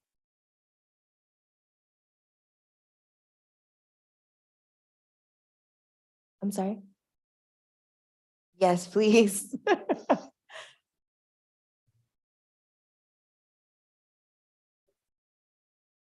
You stay. You have to see what happens after the remaining candidates.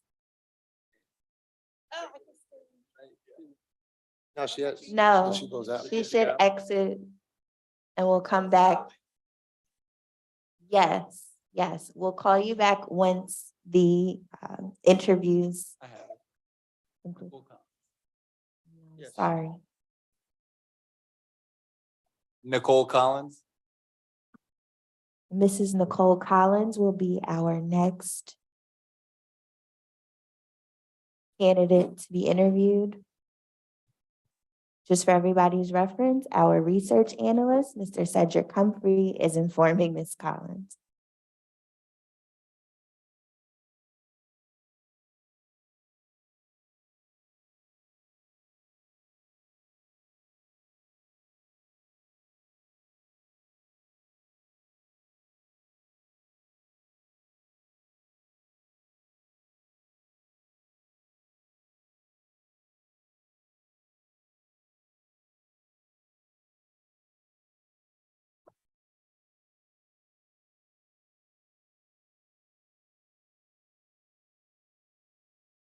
Thank you. Good evening, Mrs. Collins. Good evening. We've now entered the interview portion of our evening.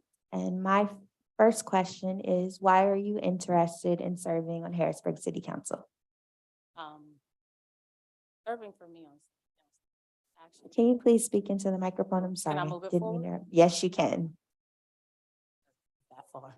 Yes, How about that? There that's we go. much better. Thank you. Serving for me on city council is actually personal. As I stated earlier, I wanted to run for city council a couple years ago. And I didn't feel that I would make a difference until issues start becoming your own. So to combat some of the things that I was experiencing living in the Midtown area, it actually motivated me to want to run for city council. Okay, thank you. We'll now open the floor to my colleagues who may have some additional questions. I'll begin with Vice President Green. Thank you, President Bowers. Good evening, and thank you for being here tonight. Thank you. I've probably have two questions. I'll start off with the first. If you had a choice to serve on any of the committees on city council, what would be your preference and why? I would say housing redevelopment. Going through the city, there are a lot of abandoned homes, abandoned buildings.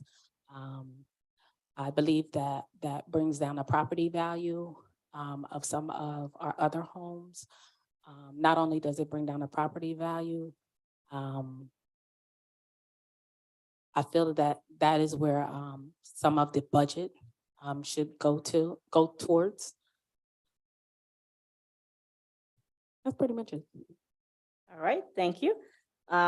Speaking of budget and finances, as the city looks to get out of the debt that we've been in for a very long time, and as we're looking at allocating where the ARPA funds will go for the city of Harrisburg, what are some of your thoughts and ideas on where you'd like to see the city invest some of its funds? I know you mentioned some of the blighted properties, but are there other areas that you would like to see the city invest some of its funds and really target its goals towards? Yes, one of the things that I watched growing up, being a product of this city, we always had places to go as far as like playgrounds. When we went to the playgrounds, there were programs that were allotted for the residents where we were in walking distance based on where you live. They provided us with lunches, and there were activities throughout the day. So I would invest in some of the areas, provide grants where youth could actually go. And then also growing up, there were summer programs that were afforded to us where we would clean up the cities. I don't know if any of you are old enough to remember SETCO. I was a part of that program. So just bringing back some of those older ideas and moving them forward. I think we have to remember where we came from in order to move forward. Thank you very much. That's all the questions I have for now. Thank you. Thank you, Councilwoman Rawls. Thank you, Ms. Collins. Thank you. I had a few questions for you. One was earlier you had mentioned, actually just now when you came in, that living in Midtown, there were some issues that you felt like you needed to bring light to, help combat. I was wondering, what were some of those issues and what are some solutions that you had for them? In my application, I had mentioned about policing. There was an incident. I live like right at the Broad Street Market. So when you turn out of the parking lot, you can actually, there have been people who actually ran into my home. We have poles up.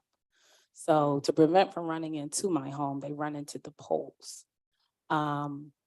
It is a struggle for a lot of the residents coming in and out of the Broad Street Market. A lot of them make left turns when you are supposed to go right, which is east. And it causes a lot of friction amongst people, you know what I mean, trying to go in the correct direction. I had a gentleman who actually tried to ram me 3 times. I actually got on the phone and called for policing. At that particular time, there were no police available. The dispatcher sat on the phone with me until the person actually backed up.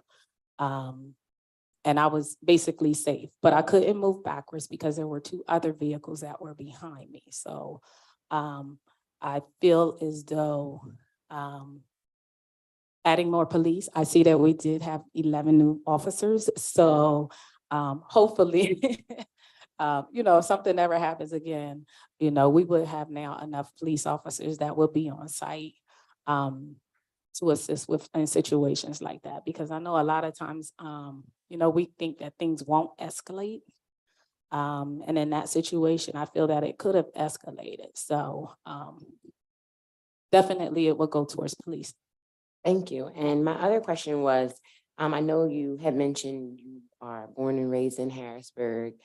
You had lived in the housing projects on Cameron Street and you were a single mom and things to that nature. So I think my question to you would be, knowing where Harrisburg has been from when you grew up, what is your vision on when you look at Harrisburg now, what is your vision for it and how would you help it move forward by being on Harrisburg City Council? And I am glad that you asked that question because that was one of the things that, another reason as to why I want to be a part of City Council is, in the past, I've watched a lot of City Council members where they basically were just on the board, but did not have a vision. So one of the reasons why I do want to be a part of City Council is to to combat my vision, to advocate for those residents. I have a son, I have a grandchild, I have family members that reside in Harrisburg. They experience a lot of the same things that I experience. I'm sure maybe some of you have as well. So just to make a difference with that. And then also, I'm going to leave it at that. Okay, Thank thank you so much. That's all for me. Thank you. Councilman Majors? Thank you. So one of the things you mentioned in your application was about street safety and, I guess can you talk a little bit more about some of your ideas or vision for improving street safety in the city of Harrisburg? I actually had an experience with that. As I stated, I live in an area where it's high traffic from Thursday to Sunday. I live near the millworks, right on the corner house. So we experience a lot of traffic during those times as late as, I'm gonna say 11 o'clock at night. We have people who come into our residence, they go down one-way streets, they're not familiar with what's going on within our city as far as direction. I actually called and got a stop sign put up on the side of my house, and it's not working. So when COVID hit, there was supposed to be some revamping going on within the structure as far as the way the Broad Street Market parking lot is. And unfortunately, that hasn't happened yet. So I'm really trying to figure out who is responsible, the Broad Street Market or the city. Okay. Thank you. And then, well, you know what? No other question at this time. Thank you. Thank you. Councilwoman Daniels, any questions? Yeah, if you don't mind, two questions. Do you anticipate any potential conflicts of interest between your current employment or organizations you're involved with and the role in City Council? And the second one is, you'll be the chair of the Public Works Department, which recently had made some pretty controversial decisions. So before making decisions, what kinds of questions would you ask?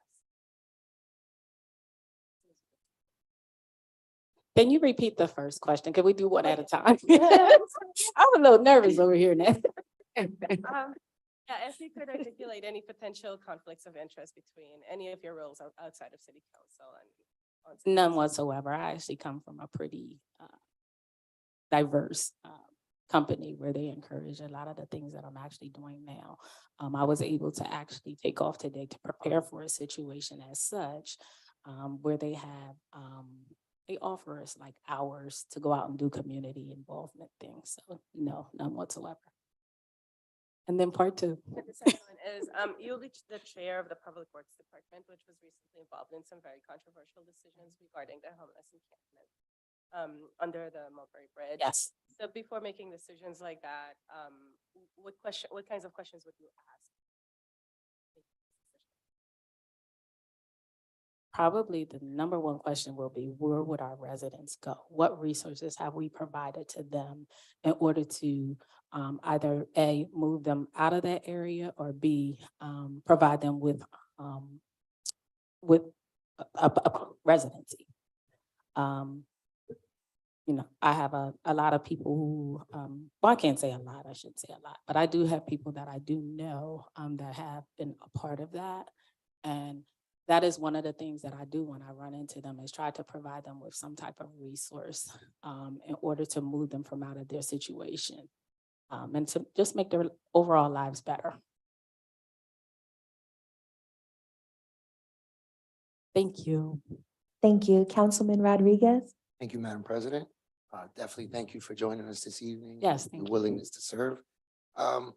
If you could, just in a brief few sentences, no more than a paragraph, give a brief description of what you feel City Council does, like the roles and responsibilities. Wow, you guys do a lot in a paragraph. I would say the first thing is, of course, to balance the budget, to promote the safety and security of our residents. Let's see. I would say that you each have your own different agencies that you deal with. Redevelopment, you provide grants, funding for certain projects, and they must be approved, of course. That's what I could think of for now. Thank you for that, thank you. What role or what is your full-time position currently? I work for Crump Insurance and I'm a case manager. Okay. Being a case manager, more of an independent Yes. role, do you think you'd have any difficulties or challenges working as a body of 7? None whatsoever. I've been in situations where I've worked both independently and both with others. I mean, I think no matter what position or what role you're in, you always need someone. So no problems whatsoever. Right, and then my last question is, you briefly touched on your vision. Yes. What exactly would that be, your vision to make a difference? As I stated earlier, I do have family members that reside within the Harrisburg area. Like my son is a homeowner as well. I don't want them to experience some of the things that are going on within the community. My grandson has to grow, my grandchildren have to grow up within this neighborhood. So I want things to be safe. I want to be able to advocate for not just my family, but just for the overall good of the community. Thank you for that. No further questions. Thank you. Do you have any concluding statements or comments for council? No, I don't. The question you actually answered was about the public works. So no, I don't at this time. I just really want to say to President Bowers, Vice President Green, honorable councilmen and women, thank you for this opportunity. It was a very affordable opportunity, and it's going to move me into greater things no matter the outcome. Thank you very much. Please don't leave, remain in the atrium while the remainder of the interviews are conducted. Thank you. Deron Jordan. Thank you. The next candidate to be interviewed, Mr. Deron Jordan.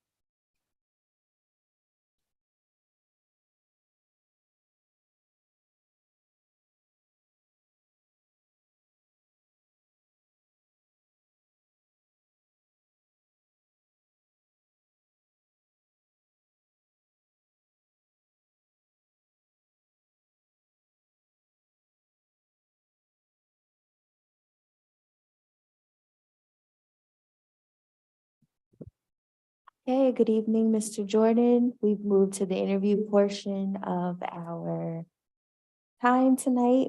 My first question for you is, why are you interested in serving on Harrisburg City Council? The reason that I'm interested in serving on city council is, as I stated earlier, I like being a public servant.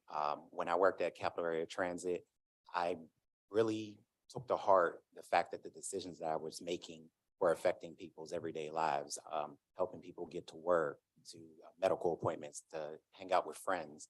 Like I took very serious the responsibility that I had in my hands to either help people's lives benefit or to their detriment. So I miss having the ability to help people and to do good work on the behalf of others. And I would be interested in having a position on city council to once again be a public servant and work for the benefit of the citizens of the city. Thank you. I'll now open the floor to my colleagues who may have some other questions for you. I'll begin with Vice President Green. Thank you, President Bowers. Good evening, and thank you for being here tonight, Mr. Jordan. I'll have two questions. I'll start with one, a little more basic. Councilman Madsen was the chair of the Public Works Department, but if you had your choice as to which department you could serve on, what would be your choice? It's funny that you asked that because I actually kind of lit up like a Christmas tree when I went on the website and saw that it was Public Works. From the things that I talked about in my application, quality of life issues and transportation, which both fall underneath the Public Works, are things that I would be interested in shepherding, or rather championing. So I think if I was to be on council, I'd be perfectly happy to be the committee chair for Public Works. All right, thank you. And then the second question, you've been in Harrisburg for about 3 years or so. I don't know how much you know about the city's financial situation, but as we're looking to pay off the rest of our large looming debt that's been around for a long time, and we're looking to be able to allocate some of the federal ARPA money that's come down, what are some key areas that you'd like to see invested in? Well, I'd like to start by saying I've been here for 8 years, but yes, I'm well Oh, aware. 3, your application says 3 years. Maybe I Did I read this wrong? It does say 3 years. Yeah, it says 3 years. Apologies. Maybe Sorry. that was a typo, Yeah, I'm sorry about that. or it was it 3 years at your current residence? 3 years at my current residence. That's what it is. Okay. That the question is address and length of time at residence. Gotcha. Thank Okay. you. But yes, like I said, one thing that I'm very passionate about is quality of life issues. So although they may not be the big sparkly things, I think simple things such as sidewalk repair, street trees, having accessible curb cuts, pedestrian leading intersections, things that kind of mesh together both public safety and quality of life issues, adding more trash cans to various corners throughout the city, things that are very small that people may not, throw a parade over, but things that once you have them, if they went away, you'd sorely miss them. And I think it's little things that add up to big things that would help beautify the city. And I think when the city, it's almost like an individual, when you look your best, you feel your best. So I think, if we can do things to kind of improve the quality of life in the city for people, the city will look its best and then feel its best. Thank you very much. That's all the questions I have for now. Thank you. Councilwoman Rawls. Thank you. Thank you for being here again, Mr. Jordan. You kind of answered a little bit of the question I was going to ask, which is what's your vision for the city? But I would like you to couple it with, I know you're from Pittsburgh, is it correct? Okay. That's correct. What was something in Pittsburgh that you found intriguing in your city that you think would do well in Harrisburg and leading in the vision that you may have for it? Well, the first thing that comes to mind, I actually think you guys are doing a really good job at. I always remark to people when they're from out of town, there is always something going on in Harrisburg, whether it's a block party, a festival, there's always something to bring forth the life essence of the city. Allison Hill, Midtown, just all the different areas. So once again, I know that might not be something something more bureaucratic, like, like fire or, police or something. But I think it's really important for a city to stand out and make a name for itself. And I think that we should just continue the good work that we're doing in that area. Like, for example, the Sprocket Works murals, I love those. And I would love to see something like that continue. So that's something that I think should continue, whether it's murals, block parties, festivals, just something to celebrate the life of Harrisburg. So I think that that's something the city's already doing a good job at, but I would love to see even more of it. I think it really makes a name for Harrisburg. Thank you, that's it. Thank you. Councilman Majors. Thank you. I guess first question is, given your role and your job outside of this, do you envision there being any conflicts if you were to potentially chair the Public Works Committee, given your role with Michael Baker? I don't foresee any issue with that. The only thing I could possibly see is if my firm was to, for example, to get a contract with the city.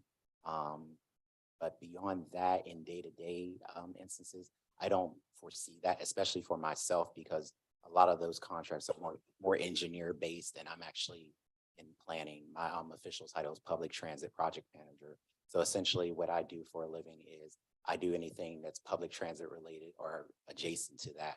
Usually it's something of an effect of transportation development plans. Like, for example, if you want to redesign the local transit system, or if you want to do compliance reviews for the paratransit service, things of that nature. So unless that was something that the city wanted to pursue a contract with the firm at, I don't think that there would be a conflict of interest.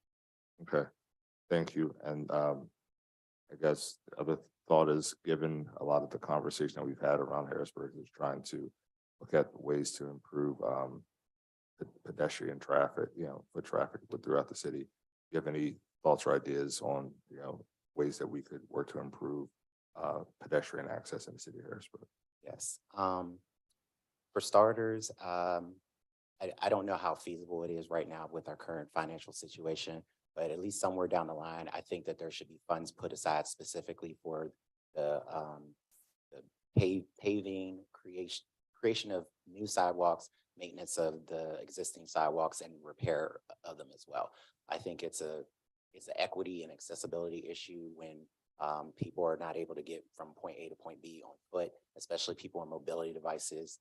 Oftentimes I've seen people in mobility devices literally, riding in the street because there weren't curb cuts to get on or off the sidewalk, or it was broken up because there's a tree growing through it, things of that nature. Also, although Harrisburg doesn't have as many as Pittsburgh does, I know that we do have some stair systems. They're called paper streets in Pittsburgh, but making sure that those are in a good state of repair, have adequate lighting, grip surfaces. I know that there are a lot of people in the city who don't own cars, and some who even don't use the transit because it's too expensive for them. So I see a lot of people get around on foot and scooters, even skateboards. So I think that everybody, no matter what type of transportation you use, we all start as pedestrians. So I think it's very vital that we have a strong pedestrian sidewalk infrastructure, and make sure that everything is ADA compliant with curb cuts. And as I mentioned earlier, I'm a big advocate of pedestrian leading intersections, which essentially make sure that pedestrians get the right of way first before any traffic can move. I'm really appreciative of the places I've been seeing the no turns on reds pop up in the city. Just so once again, putting pedestrians first, because as I said, we all start off as pedestrians. Okay, thank you. Thank you. Councilwoman Daniels, any questions? I just, so if you're the city council, if you become the council person, you'll chair the Public Works Committee. Recently, that committee has made some really controversial decisions about the homelessness encampment under Mulberry. But generally speaking, when you're about to make decisions like that, what kind of questions would you ask? Well, I think that before you make any type of decision, especially if it's affecting a particular group or demographic, I think it's important to reach out and talk to them first, see what their concerns, wants, or needs are. I think that decisions should not be made in a silo or unilaterally. You should always try to come to the table, not only with problems, but possible solutions. And once again, you don't want to necessarily just come and say, this is what we've prescribed, this is what we're going to do. You always want to talk to basically the people who are going to be the most affected by something should have a seat at the table and should probably be the loudest voice or the loudest or the largest chair at the table. So just talking in situations in general, I think it's important to talk to the city residents and get their buy-in, because no matter what you do, good, bad, or indifferent, if you have buy-in because you've been talking and having public engagement with people, they're always more likely to come along, even if they may not 100% agree with the way things are being carried out. Thank you. Okay, thanks. Councilman Rodriguez. Thank you, Madam President. Really appreciate you being here this evening, joining us, and your willingness to serve means a lot. Initially, just off the top, knowing what you know, and could you give us a brief description of what you feel the obligations and duties are of council, like what it is that we do? I think that above everything, that the obligation of anyone who serves on city council, as I alluded to earlier, is to listen to the people. Because at the end of the day, any government official is supposed to be here to help invoke the will of the people. I think that any decisions that are made should be for the betterment of the city, and that's almost impossible if you're not talking to the very people who will be affected by it. So that above everything. And then, of course, you have to make tough decisions. You have to review budgets and approve them. You have to sometimes make controversial decisions, like some of the things that have been in the news. But I think that if you do what you feel is best and you made an honest effort to talk to the people of the city before you make any firm or final decisions, I think that you'll always err on the side of good. What's your experience, or because policy is a big part of what we do, and I notice you haven't mentioned it, but it's a mass majority of actually what we do in the agreements that we make as a body. With the position and your experience in transportation, what kind of policy would you be creative or innovative about with our current refuse intergovernmental agreements, especially in the department you'll be serving potentially? I think, well, for starters, I think that we should continue to work with other surrounding municipalities, see if, continue with cost sharing, things of that nature. I wonder, speaking out loud here, I wonder if there might be opportunities to do more to stop illegal dumping in the city. I know that that's a big problem, especially in a lot of the cul-de-sac areas of the city. I think that beyond that, a good policy would be, I'm not sure if it's something that would be feasible with our current budget, but I've always been curious as to if we could possibly have trash pickup more often or provide more opportunities for large trash pickup. I think that could be something that could help cut down on illegal dumping. And going back to my previous point about beautification of the city, I think that the better the city looks and the better it's treated, i.e., not doing illegal dumping. I think that those are all things that can help out with the city in general. Were you aware that we currently also serve, like, still in other municipalities? That's more of what I definitely appreciate that answer. You had mentioned listen to the people. What would be your goal after you take that information given to you by the people to collaborate with your colleagues and really drive home some strong policies? Well, as I said, I think the first step should be to, talk to people, get their input, their wants, their needs. And then once all that information has been collected, I think it would be my duty to come back here and share that with our group, work together as a team to come up with some possible solutions to whatever the problem is at hand. And then at that time, I think that it behooves us to go back to the people and basically say, okay, well, this is what you've told us. you have been heard, and now we're going to basically present some possible solutions to you and get your input on those. You know, are we going in the right direction? Do we need to rethink this? Do we need to retool it? And then from there, hopefully as a group, us working together as a team and also working with the citizens of the city, we can be a much larger team, get this citizens buy-in, and then we'll as a team be more confident in the decision that we're making, knowing that we've run it by the residents of the city and that we're moving forward essentially with their blessing. Thank you for that. And my final question is, you had alluded to the current financial or fiscal situation that we're currently in.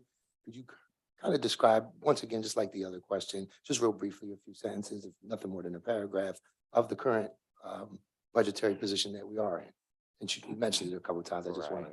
Well, I mean, just to give the background, I mean, I'm aware of some of the financial situations that have kind of led up to present day, such as the issues with the Civil War Museum and the incinerator, as well as the fact that the parking management is currently not under city control. So those are things, especially with the parking, and I understand that, you know, there's quite a bit of time still left on that lease, but if I could wind the clock forward on that, for example, I would love to, you know, do like a parking study to see, you know, how often and frequently is parking spots being used on Second Street, for example, to see what's the utility of the parking garages. And depending on that, you know, maybe look into a dynamic parking scheme as far as, like, you know, on Restaurant Road, something similar to how tolls can be dynamic. Also possibly looking into something like having one of the sensor monitor systems in the parking garage where we could give real-time information that could possibly be posted on a website, so you'd already know whether there were spaces available at the parking garage or not. But like I said, I understand that those are aspirational things that we may not be in a position to do at this moment. I wouldn't say aspirational. Those are more like policy driven. I was more referring to like the current, because you had referenced like the current budget as if we were like, it's a different day from like years before. And I like to say pretty soon we're looking at a pretty good light. Well, yeah, Absolutely. I mean, I was very excited to read the I article. stay positive. Yes, I was very excited to read that, you know, the city's in a position to make choices about, you know, how much debt they want to pay off and, you know, start a rainy day fund. Absolutely. And, you know, I know that just, you know, a few short years ago, that was not the case. So, you know, just as a private citizen, I've been rooting for the city because, you know, coming from Pittsburgh, you know, it's a Rust Belt Night city. and day, yeah, Yeah, absolutely. and you know, it's a city that was an underdog and it had a lot of grit. And you know, Pittsburgh slowly but surely pulled itself up by its bootstraps, reinvigorated itself, and became, you know, a household name brand. And I think that that's more than possible for Harrisburg. And I think that we're on the right track to do that. And like I said, with, you know, things such as the beautification, the sprockets, murals, all the festivals that we hold here, I think, you know, Harrisburg is in a prime position to, you know, both aesthetically make a name for itself with, you know, all the beautification and cultural events, but also financially, you know, put itself in a better position so that, you know, in a couple years from now, financially speaking, the sky could be the limit for us. Thank you for that. Appreciate it. No more questions, Madam President. Thank you. Do you have any concluding comments or remarks you'd like to share with council? Only that, thank you so much for inviting me here tonight. This has truly been a pleasure. I'm an introvert by nature, but there was something that was just calling me to do this. Something essentially saying now or never. If you're really serious about wanting to help and be a public servant, then the opening's literally and figuratively there. So go for it and see what happens. Well, thank you very much. I might ask if you could please wait in the atrium, don't leave, while we conduct the remainder of the interview. So thank you.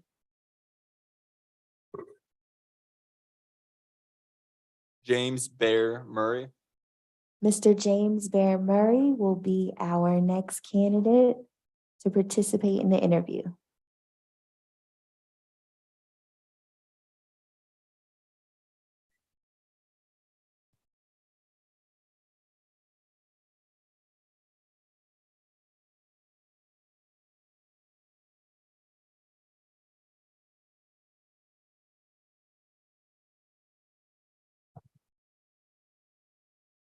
Good evening again. Good Evening. evening, Mr. Murray.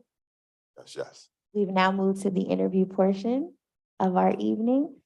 So my first question for you is, why are you interested in serving on Harrisburg City Council? Well, I mean, in the capacity as city council, I'm already doing in the city the things that should be being done by the community and the citizens of the city. I've already been acting in these roles, and why not make it formal? Okay, thank you. I will now open the floor to my colleagues who may have some other questions for you. I'll begin with Vice President Green. Thank you, President Bowers. Thank you for being here tonight, Mr. Murray. Appreciate the I'll have opportunity. sorry, go ahead. I said I appreciate the opportunity. Okay, thank you. I have a couple of questions. I'll start with the one more basic one. Mr. Madsen was the chair of the Public Works Committee. But if you had the opportunity to choose any committee you would like, what would be your preference?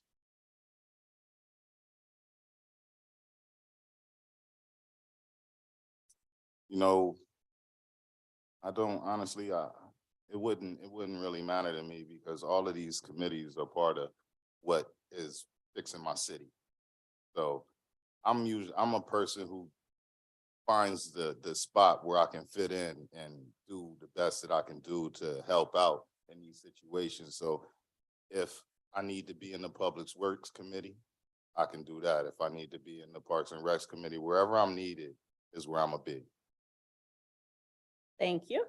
I know I've seen you at a lot of our meetings, so I'm sure you're pretty up to date with where we are as far as paying off our AMBAC debt, which has been looming quite large, as well as the fact that we have federal ARPA money that we're looking to allocate. If you had the opportunity to choose an avenue for us to really invest in, what would be your preference?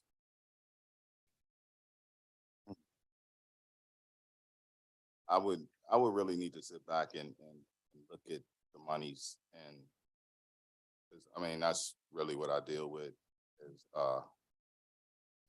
distributing finances and moving finances around. I would really have to look at the money and see what I could possibly be able to do. That's too tough of a We're question. talking dreams and aspirations. You don't have to give us like real budget line items or, I mean, you could say that like you want to build the world's biggest theme park in the middle of the city. No, It's really up to you. I'm just looking for like some would- ideas or focuses, areas that you would like to see the city invest in. I would look for a way to keep our youth and our future in the city. I'm tired of seeing all of the potential come here. We build them up, they graduate and they don't come back. I need to see the people coming back to the city. I need the city to be what it was when I was growing up. If that answers your question. That does. Thank you very much. That's all the questions I have. Thank you, Councilwoman Rawls. Thank you. And thank you again for coming, Mr. Murray. We really appreciate it. With you being a lifelong resident in Harrisburg, like you said, 47 years, I believe you're 47 years old. So like you said, your whole life has been Harrisburg. What's your vision for Harrisburg and what steps would you take to move that vision forward? I mean, honestly, I'm watching Harrisburg be gentrified. I'm watching Uptown be built up while there's low-income housing being built up in Southside Harrisburg. I'm watching all of this low-income people be pushed to the other end of the city. And yeah, I have a problem with that. I have a problem with the traffic around the school areas. That's a serious issue. I have a problem with there not being enough opportunities for the youth after school. And I mean, sports is one thing, but there should be a whole lot of other options for them available. I would like to see trades available after school. If we can't have them during school, if we have to, I'm tired of having to bus our kids all the way out to Votech when we have our own schools that we could be doing it here. I'm not sure if we're paying for our kids to have to be students at Votech, if it's some kind of give-take relationship, but I'm not feeling it. Honestly, I don't like it. Thank you. That's no more questions for me. Thank you. Thank you. Councilman Majors? Thank you. I think many of us share some of your sentiments with respect to finding a way to get our folks, get people that are from Harrisburg that may go off to school or, start a life somewhere else to find a way to come back. Can you share a little bit of some of the ideas that you think we could do as a part of city council to help encourage folks to come back? And I speak as a person who went to school, who came back. Several of us on here have, lived in other places and came back, and we're all working on ways to do that. I have, family members who have gone off and are doing great things in other cities, friends who are doctors, lawyers, et cetera, in other cities. So, I think we all have that same experience. So you just speak to some of your ideas.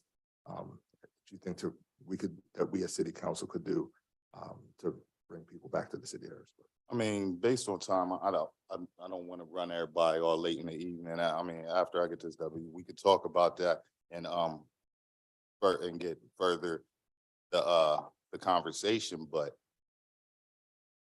we need, how could I say this? Look, be honest, be real. I want to get my wording right because Okay. I don't want to stumble over what I'm trying to say. But if I lost my train of thought, but yeah, I pretty much lost my train of thought. But you want to keep the kids in Harrisburg. I want to keep the kids in Harrisburg. The way that we can do it is, one of the ways that we can do it is by incentivize and have them have more to do. Can I come back to that one? Sure. Yeah, because I lost my train of thought totally when at some point while I was listening to your question. I'm Okay. sorry. All right. Then I guess, can you name one or two things that you are passionate about for the city of Harrisburg that you would want to see change if you were able to serve on council? I would like to see more of the teachers look like the students. That's one of the things I would like to see. I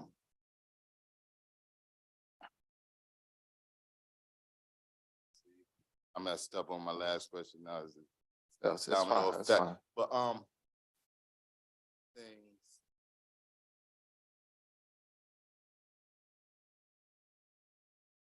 No problem. Got to circle back. Thank you, President Bowers. Thank you. Councilwoman Daniels? Yeah, so as the council member in this role, you'll be the chair of the Public Works Department. Recently, that department made a lot of controversial decisions regarding the homeless encampment at Mulberry.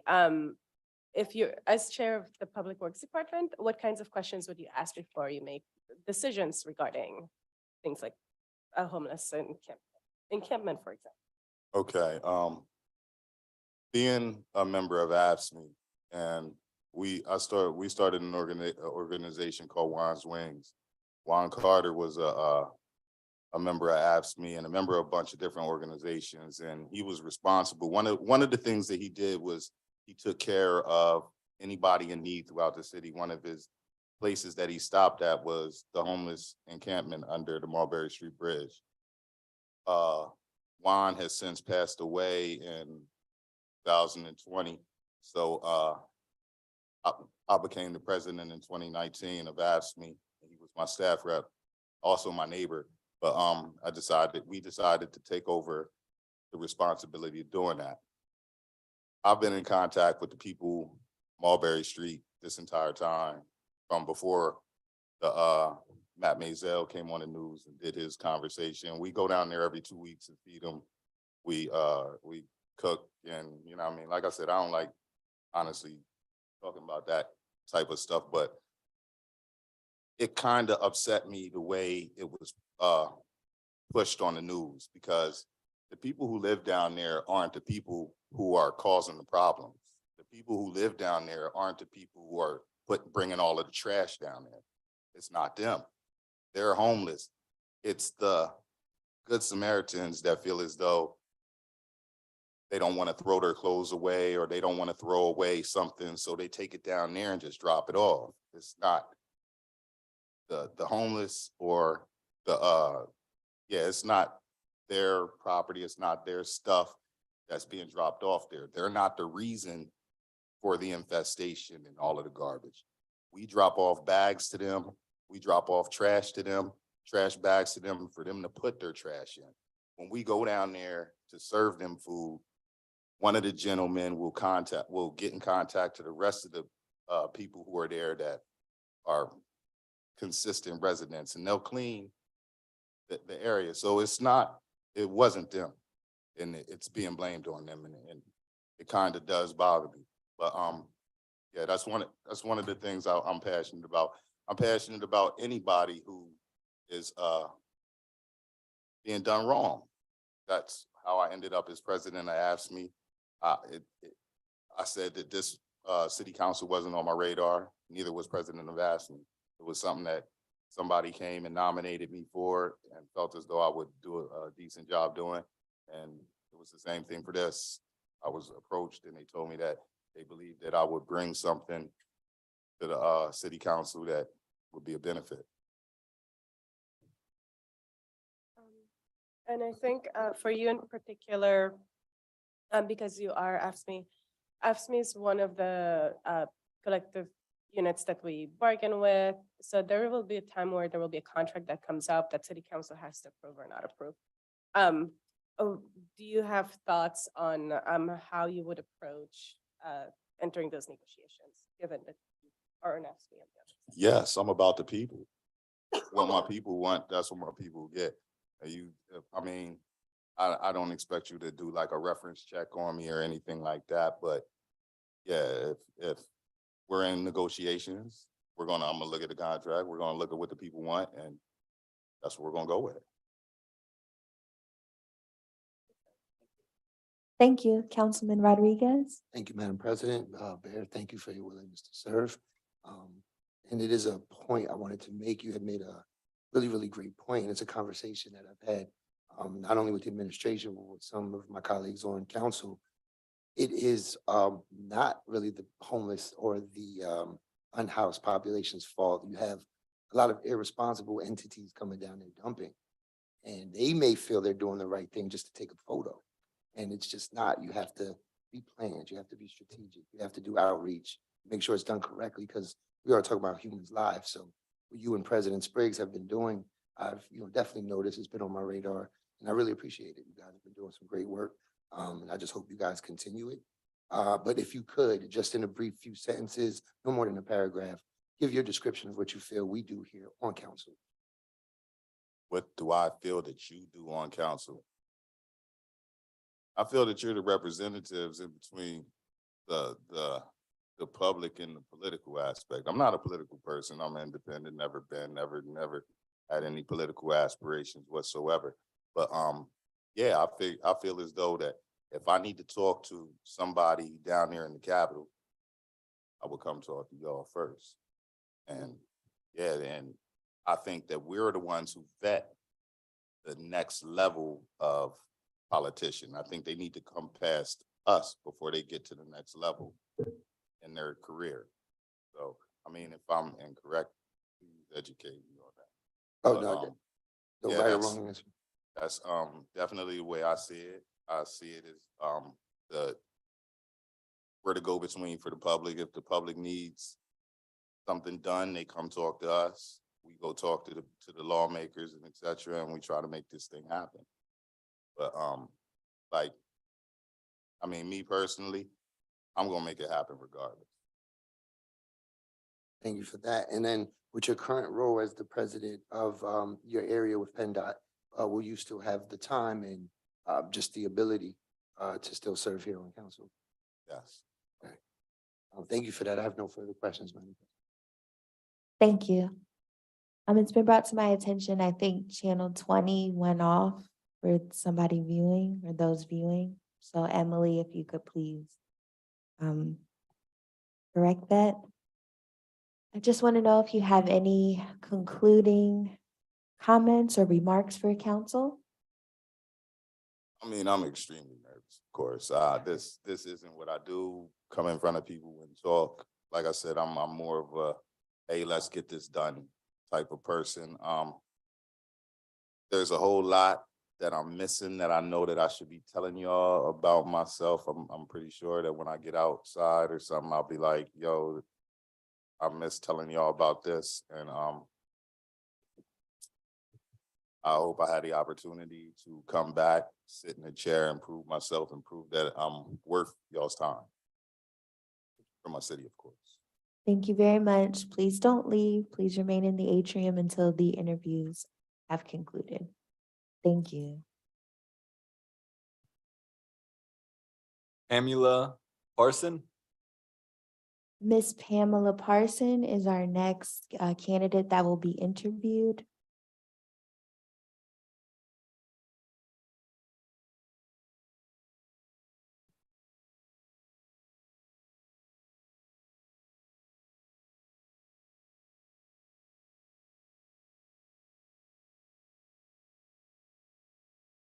Before we begin, I'd like to make sure that all of our technology is running and operating. We just had an issue with channel 20, so if you could please hold on one moment.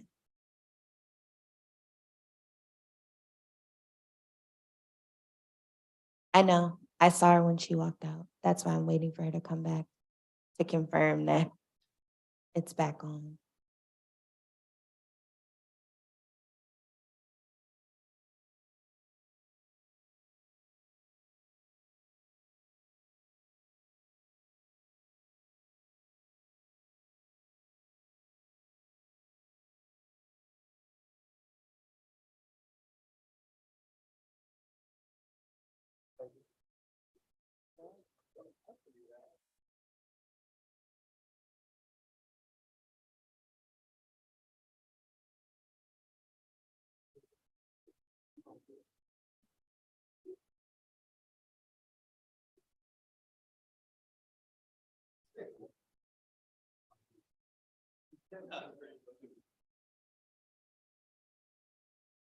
Okay, Emily, are we good to go with channel 20? Okay, thank you.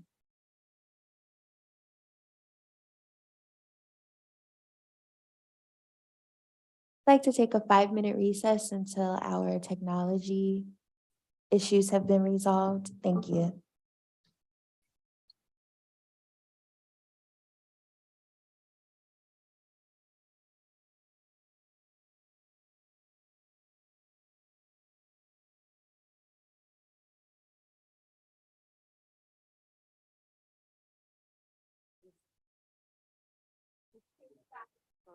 Oh, we're back. Yeah, last night we said that. Thank you, Emily.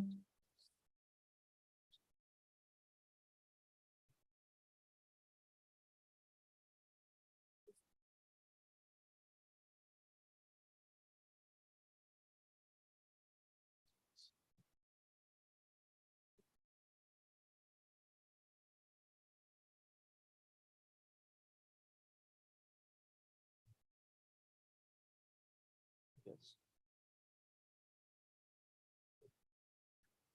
What's the-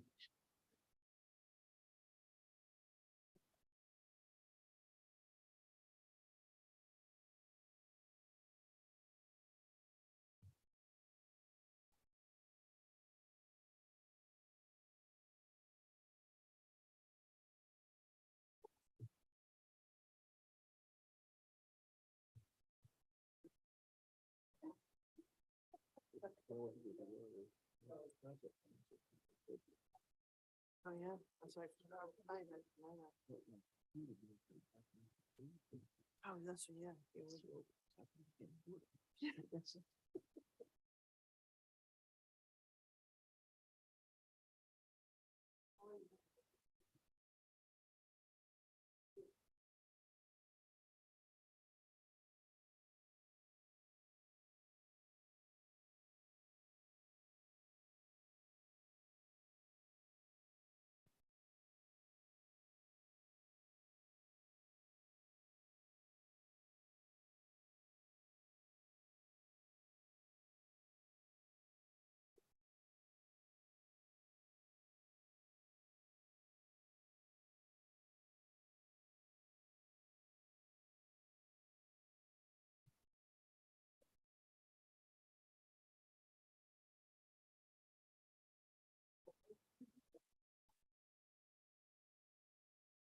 Okay, okay, that's okay, Emily.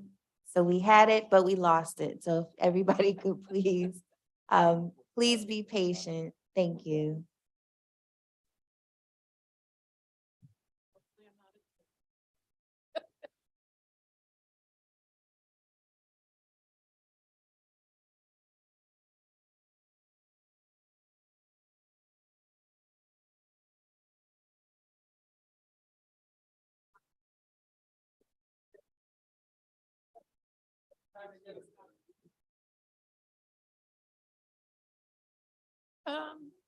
We've been quiet for a while. I think nervous has dissipated, chatting with each. Yes, exactly.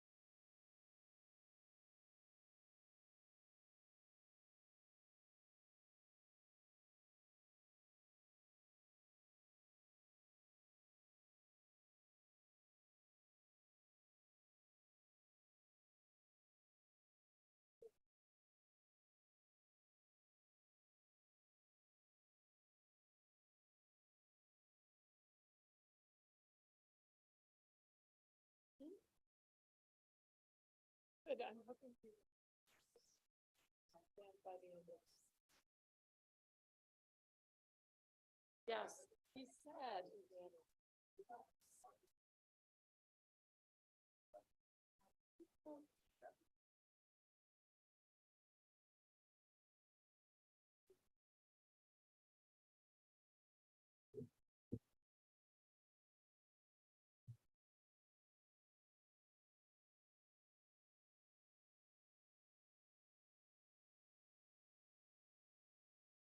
Yeah, I think actually it was.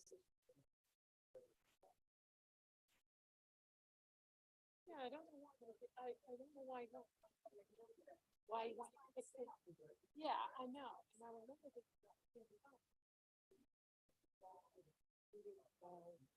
Yeah, but maybe I felt it was too. And I said, yeah. Yeah. Yeah.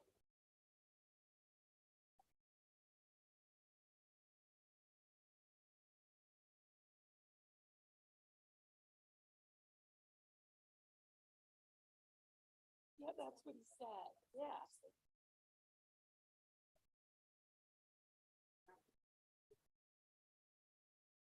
Oh, what happened to Yaya?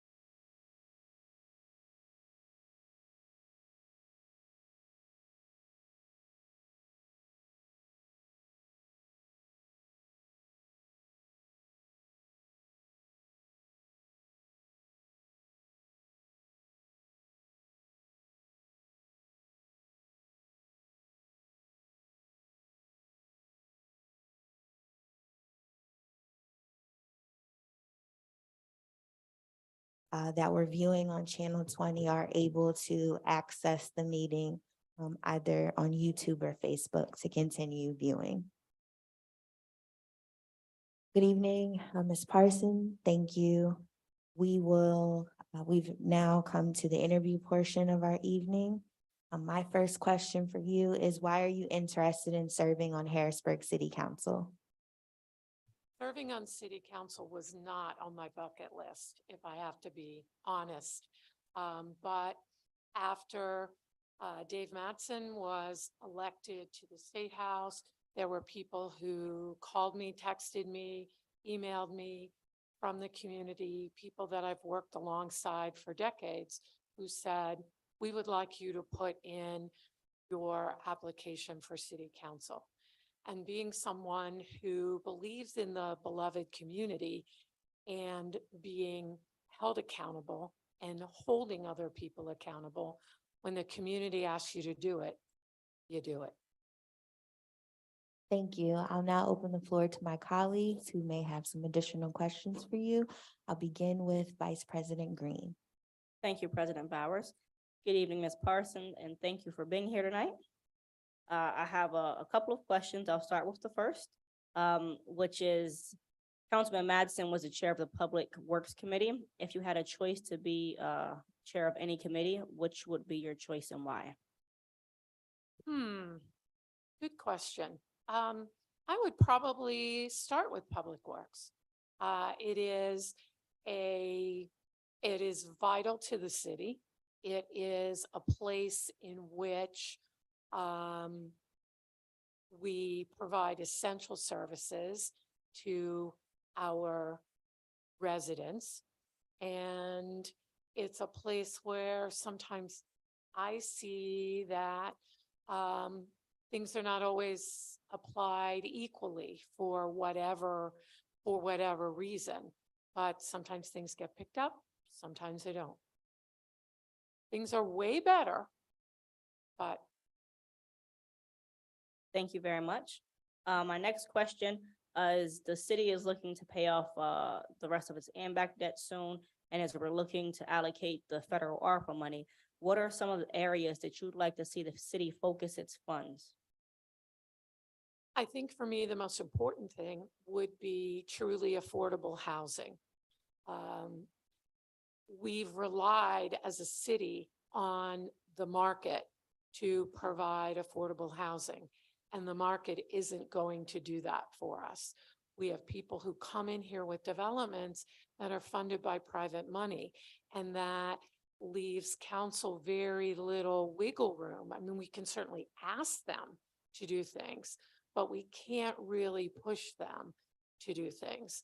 And so it may mean that we have to use the money that comes to us as a city, public money, to be able to do things with that. And related to that, the other half of the coin, when we're talking about affordable housing, is jobs, and jobs that pay a real wage. I'm not talking about minimum wage. I'm talking jobs that pay $19, $20, $21 an hour, because that's the hourly wage that you need to be able to afford housing as it currently exists in this city, if you don't want to pay more than 30% of your income on housing. And I would estimate that probably a majority of our residents do pay considerably more than 30% on housing. So that would really be those would really be the two things that I would like to see happen with that money. Thank you very much. I don't have any further questions. Thank you, Councilwoman Rawls. Thank you, and good evening, Mrs. Parsons, and thank you for coming tonight. What is your vision for the city, and what steps would you like to take going forward to help you with that vision? Well, my vision for the city, what I think personally, isn't really the important thing. I think it's what we as a community want to see for the city. As I said, I'm here because people that I've worked with for a very long time have asked me to be here. And so the things that we look at, or the things that I hear talked about a lot are issues of access, making the things that we do here in the city accessible to everyone. I mean, it's really a privilege that I'm sitting here tonight because I don't have children. So I don't have to be home making dinner or finding childcare or any of those things. So the fact that we are now televising this is a huge help. But there's not a lot of language diversity, for instance, in our city departments. And when I was here for the last budget hearings, and I was listening to the questions that all of you were asking the department heads that were here, you were asking questions about the diversity, but there was also some questions about language. And I was really surprised at how little there is language diversity. And it would seem to me, particularly when we're talking about codes and police and fire, when we're talking about public safety, being able to have language diversity, being able to hear things in your language and being able to respond and understand is really important. And I'd really like to see our city move towards greater cultural competency. One of the things that I often see missing is we don't have a lot of Southeast Asians in city departments, running for office, in languages. And that really made me wonder after our last budget hearings, because a lot of the Vietnamese boat lift came here in the 70s.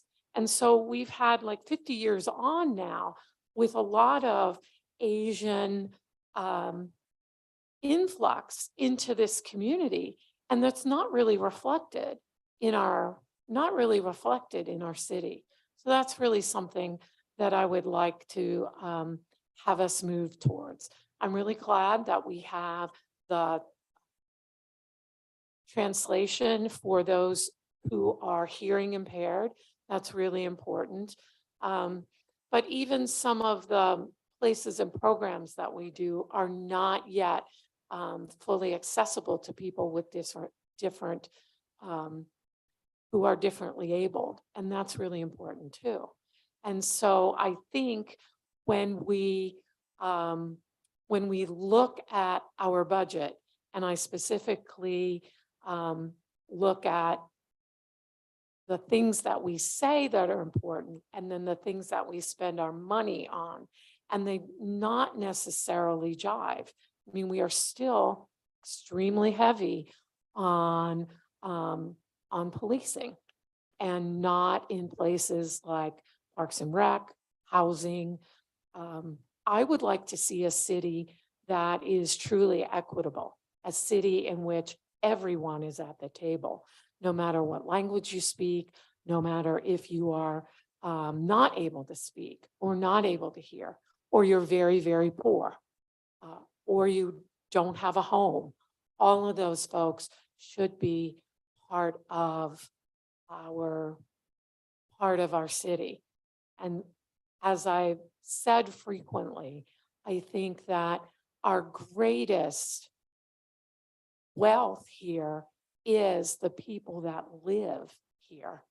And so often we don't really consider them when we are looking at programs, and when we're looking at, we often hire outside the area, and we bring in outside consultants. And sometimes I just feel like Harrisburg eats their own, and I would like to see that change.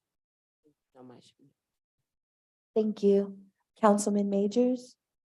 Thank you. And thank you for your willingness to want to serve. So just want to go back to the affordable housing bit a little bit. One of the things that, and I don't want to put words in your mouth, so I know you talked about maybe leveraging city funds to do things. Are you looking at potentially having the city itself get into the affordable housing business, or looking at other partnerships? I think housing the housing crisis is facing communities across the country. We know with the rising cost of labor, parts and materials, et cetera. And I know it's one of the things serving as building and housing chair that we've been looking at with, as President Bowers, who previously served in this role, the more affordable housing pieces. So it's something that you're passionate about. You listed as one of your first things in your application. So can you just speak a little bit to some additional ideas that you would have for affordable housing and how the city itself could improve affordable housing options for residents? I'm glad you asked that. I really think there is room for a diversity of approaches and really creative approaches.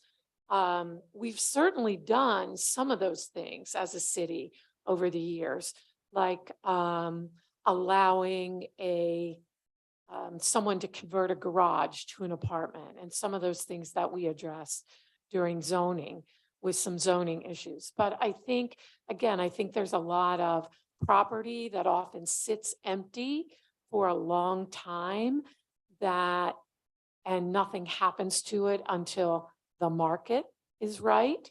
I think there are ways in which we rarely say no to someone who comes in with development, as if any development is good development. And there may have been a time in the city's history when, maybe we had to take that, but I'm not sure that we're at that point anymore. And there is certainly very low income housing, which is important, like public housing. But I'm also really concerned about the single parents or just families that might need like 3 or 4 bedrooms.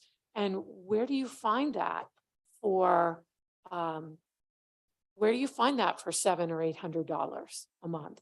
So I think some of that could also be looking at our existing housing stock and finding creative programs to rehab those and to use our own city labor in doing that, in programs that we could do like an expanded Habitat for Humanity type of thing, where people living in their homes maybe landlords would be willing to sell that home and will help people make it livable.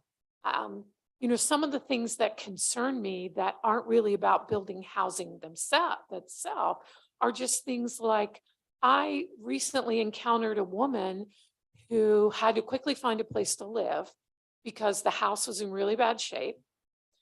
She called codes to file a code violation. Turned out the house is condemned. The house had been condemned since 2016, yet this landlord was able to continue to rent that house. Like, how can that be? Or sometimes there's a sense that Harrisburg is a place where you can come and make a lot of money, as if it's there's like gold ore here to be mined. And when do we say, I think that's enough? Like, when do we start to say what we have here is important, and that finding a way to return some of the houses that we have back into family homes, and maybe not things that have to necessarily meet historical requirements. I mean, I like the historical aspect of our city, but I don't think it's appropriate for every aspect of the city. And sometimes those things are really burdensome to people with limited incomes. Maybe some creative home ownership programs. We've had some in the past, and I'd like to see more. All right. Thank you. And good. Okay. Thank you. Thank you. Thank you. Councilwoman Daniels? I just have two questions. The first one, are there any areas of potential conflicts of interest between what you currently do and your position in city council? And then the second one is, as the new appointee, you would be chairing the Public Works Department. And given the most recent decision to vacate the homelessness encampment under Mulberry, what kind of questions would you ask before you make decisions that are that large in scope? Those two In terms of questions. conflict of interest, I am currently retired. So I don't work for, I don't work for anyone here in the city. I don't have any investments in the city. I'm not a principal in anything. I don't believe that I would have a conflict of interest.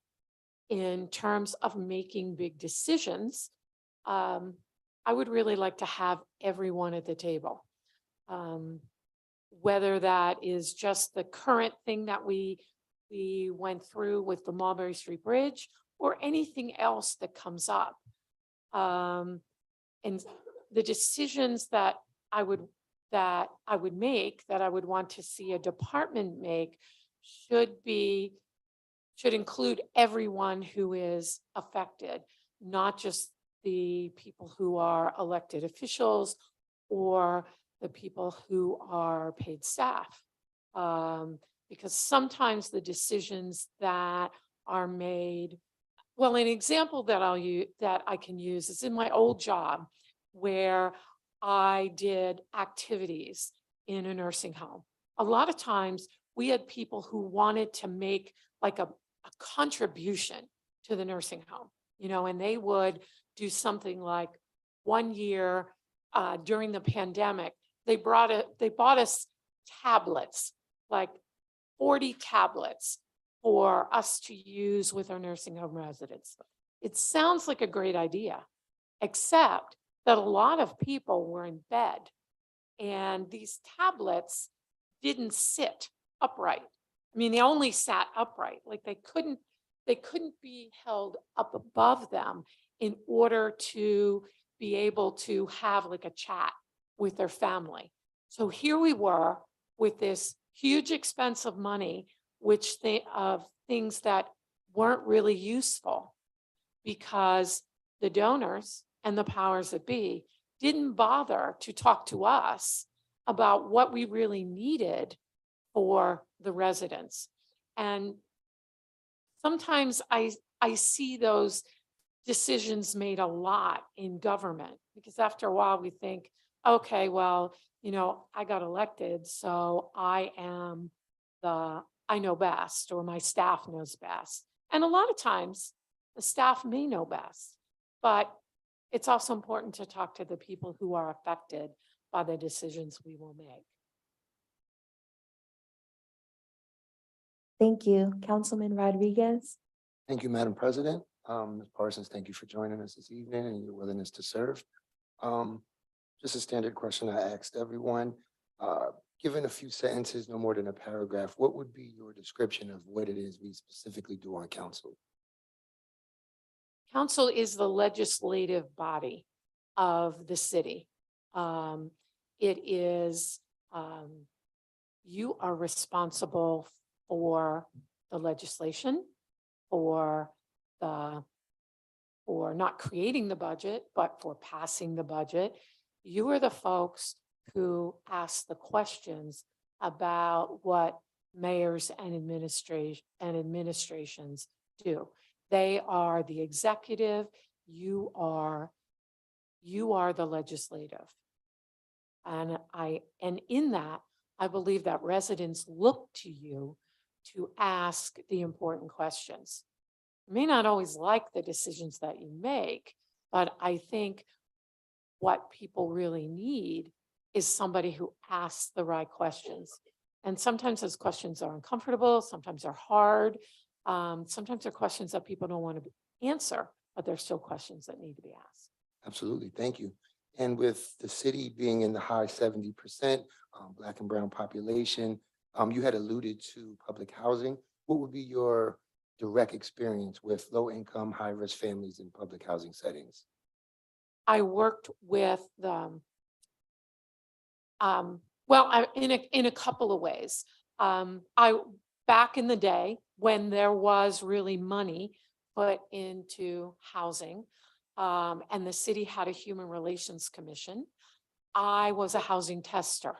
So I was paired with, one time a disabled woman and another time with a woman whose first language was not English.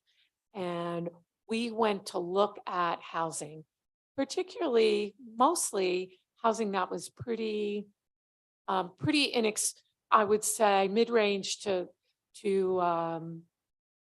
low income. Not, I mean, but it was regular market housing. And we would each call, make an appointment to see the place. And in making an appointment, we said the exact same thing. Hello, I'm calling. And we would make appointments right after each other, so no one could go in between us. And then after we each saw the apartment, we would write a report of what transpired. And one of the specific questions that we both asked is it available? And the apartments were always available to me. Many times they were not available to my counterpart. So that was the first thing that I did. I worked under a grant that the Fair Housing Council had as a result of the Community Reinvestment Act. There was a consent decree on some redlining in Harrisburg, and that money went into a fund, and I worked under a grant for that. In that position, I did two things. I worked with Black and brown folk and sometimes women in filing complaints about housing discrimination or harassment or abuse in housing. And my other hat, when I switched hats, was working with very low income folks who were first time home buyers and how to buy a house. And I learned a lot of things through that. Like I learned about mattress money. And my parents were children of the Depression. And so my grandparents kept money under the mattress because they were afraid to put it in banks. But I didn't realize that Black and brown folk did that because they're unbanked.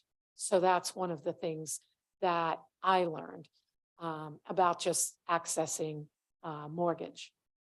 And the 1990s, when homelessness began to be a problem in our city, I was part of the shelter committee when it began, which is now what we have as CASH, Coalition on Affordable. I forget now. And that was, so I did that. I have also been a person who has lost their home. So I know what that's like to think that you have an asset and then you no longer have an asset. And it is only because I had family and friends who were in a position to help me and to give me a place to live, that I had a place to live that was affordable and that I was not on the street. But I know that that's not the case for everyone.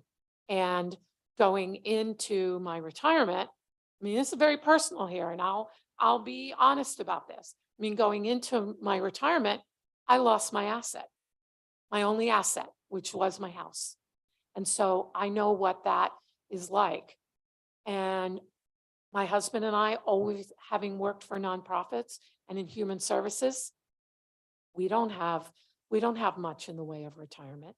So I'm wondering, where am I going to be able to afford to live? I'm really lucky that I'm renting an entire house for just a little over $700 because I have family and friends. And to a great extent, also because I am white and that there was wealth, inherited wealth in my family, that some of it came to me through the death of my parents and my in-laws. And I know that that's a privilege that not everybody has. Thank you for that answer, and definitely thank you for your honesty. Of course, we know city council is a governing body of 7. How do you intend to ensure you're collaborating respectfully without in conflict of any Sunshine Act or anything that could potentially get the body like in danger or with any bad headlines? Sure, that's really important. Transparency is really important to me. And I have read the Sunshine Act. I have read most of the third-class city code. I'm not a lawyer, but I do have a kind of a working knowledge of it. And I would hope that with that, as well as with the advice of counsel, that would not happen. You think you'd be proactive though, and maybe finding out, Councilwoman Rawls, if you have any issues in your department and kind of trying to work with different committees to come up with resolutions for issues? Within the confines of the Absolutely. law, Yep. yes, Yep. yes. Yeah, all right. Thank you for those answers. No further questions, Madam President. Thank you. Do you have any concluding comments or remarks you'd like to share with council? I just thank you for this opportunity to be able to be here tonight, to be able to answer your questions. And I'll be here tomorrow night, no matter what happens. Thank you. Thank you. If you could please return to the atrium, please don't leave until the interviews conclude. Thank you. Robert Lawson. Mr. Robert Lawson is our last candidate to be interviewed this evening.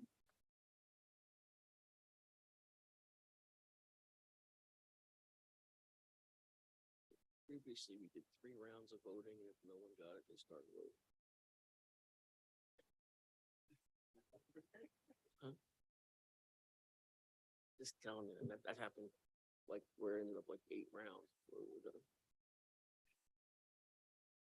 nominations start over of who they're nominating to vote for. So just tell, you know.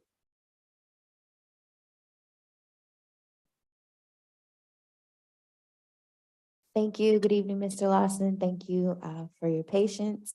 You are our final interview this evening. So we've reached the interview portion of the evening. I will begin with the primary question. Why are you interested in serving on Harrisburg City Council? So my main interest goes back to my heart for the city. This being my home, this is the place that raised me, the place that I identify with. I never been able to move away. My wife was from another area and wanted to move, years ago, and I just couldn't because this is my home. And I think the best way that I can serve my home is serving on this legislative board. This is a direction that I can help influence the direction of the city. I can help influence job opportunities that could come to the city for people that I see and minorities, small businesses, and the like of that. Sitting in those seats, you have some say as far as what happens with items that come into our city and like people that are building, people that are investing and the like of that. Many of them have to make it through this passage here. And by being in those seats, you have the ability to say, hey, if you're not for us, we're not going to give you a gimme. If you're for us, we will work with you. But if you're not for us, you're going to have to follow every dot, every T, every line of the law. But if you're a person who's for us, then we can work with you. We can help you see your vision. And what I want to do is be able to be a person that can help that process happen so that I can improve the lives of my neighbors. Thank you. I'll now open the floor to my colleagues who have some additional questions for you. I'll begin with Vice President Green. Thank you, President Bowers, and thank you for being here tonight, Mr. Lawson. I have a couple of questions. I'll start with the first. Pretty simple. Councilman Madsen was the chair of the Public Works Committee. If you had the opportunity to choose any committee to chair, what would be your preference? Well, my preference would be community and economic development, although that is already shared. But going back to providing opportunities and finding ways to help boost small businesses.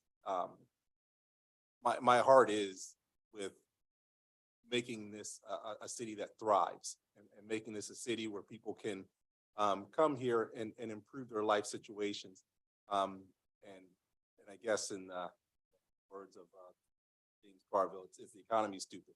I want to make sure that people make money.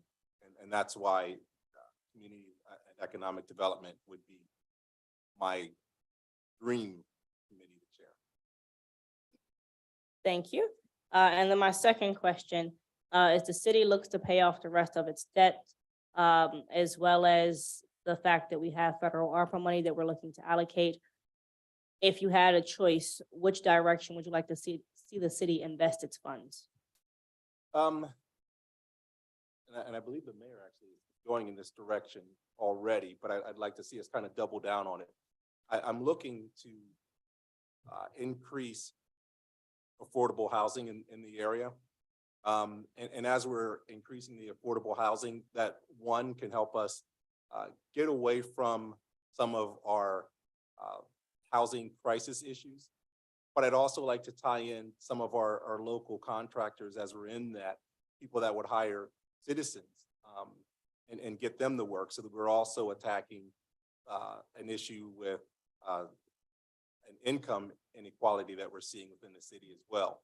So my goal would be to take that money and to make that one-time investment and really go for a moonshot.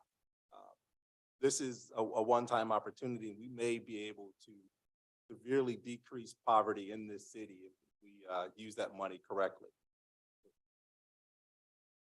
Thank you very much. That's all the questions I have at this time. Thank you, Councilwoman Rawls. Thank you, and good evening, Mr. Lawson. You already spoke a little bit about your vision for the city in terms of economic development. What are some other visions you have for the city? Another vision that I'd have, and I've seen us working this way, and I'd love to expand it, is investing more in our youth and trying to find ways to get them off of the streets and more involved. So my thoughts for many cities is that we have a little bit of a brain drain where we find our best and our brightest, and they leave.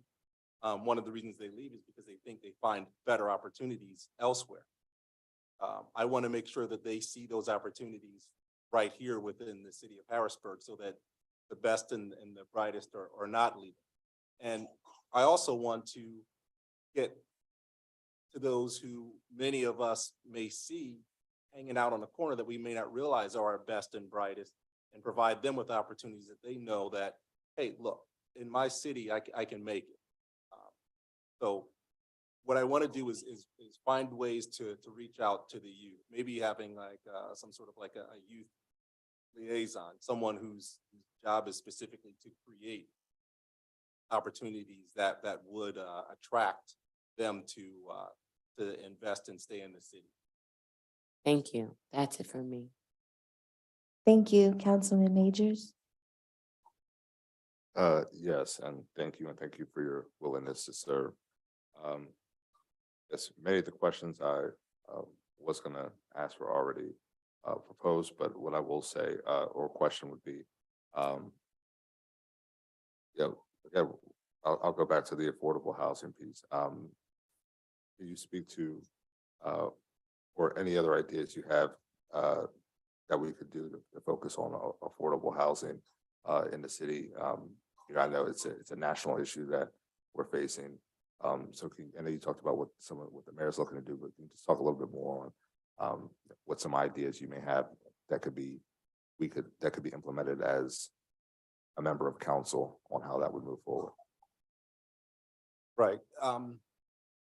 So what I would do as a member of council would be, I would use a little bit of our influence, the redevelopment authority to get them to work alongside, or to ask them to work alongside some of the nonprofits that are already trying to tackle this issue, so that we could have a concentration of affordable housing in certain neighborhoods, where we can kind of attack the blight at once. So basically, it's areas that are heavily blighted. They're a little bit too blighted to say that the city can go in there and fix it all up at once. And they're too blighted that we're going to say that a nonprofit is going to fix it all up at once, or an investor. But if we are spreading the work around, we're now changing those communities to where something that may have been disheveled could quickly become rebuilt and redone, and affordable. So now, if we have several affordable units available, it no longer behooves a landlord to pump the rent as high as they possibly can if right down the street in a brand new place or brand new redeveloped place, rent is going for half. So now we don't see the escalation that we've been seeing in the past. So my goals would be, if we could take areas that are severely blighted and attack it as a team, we can start changing the fortune for those neighborhoods.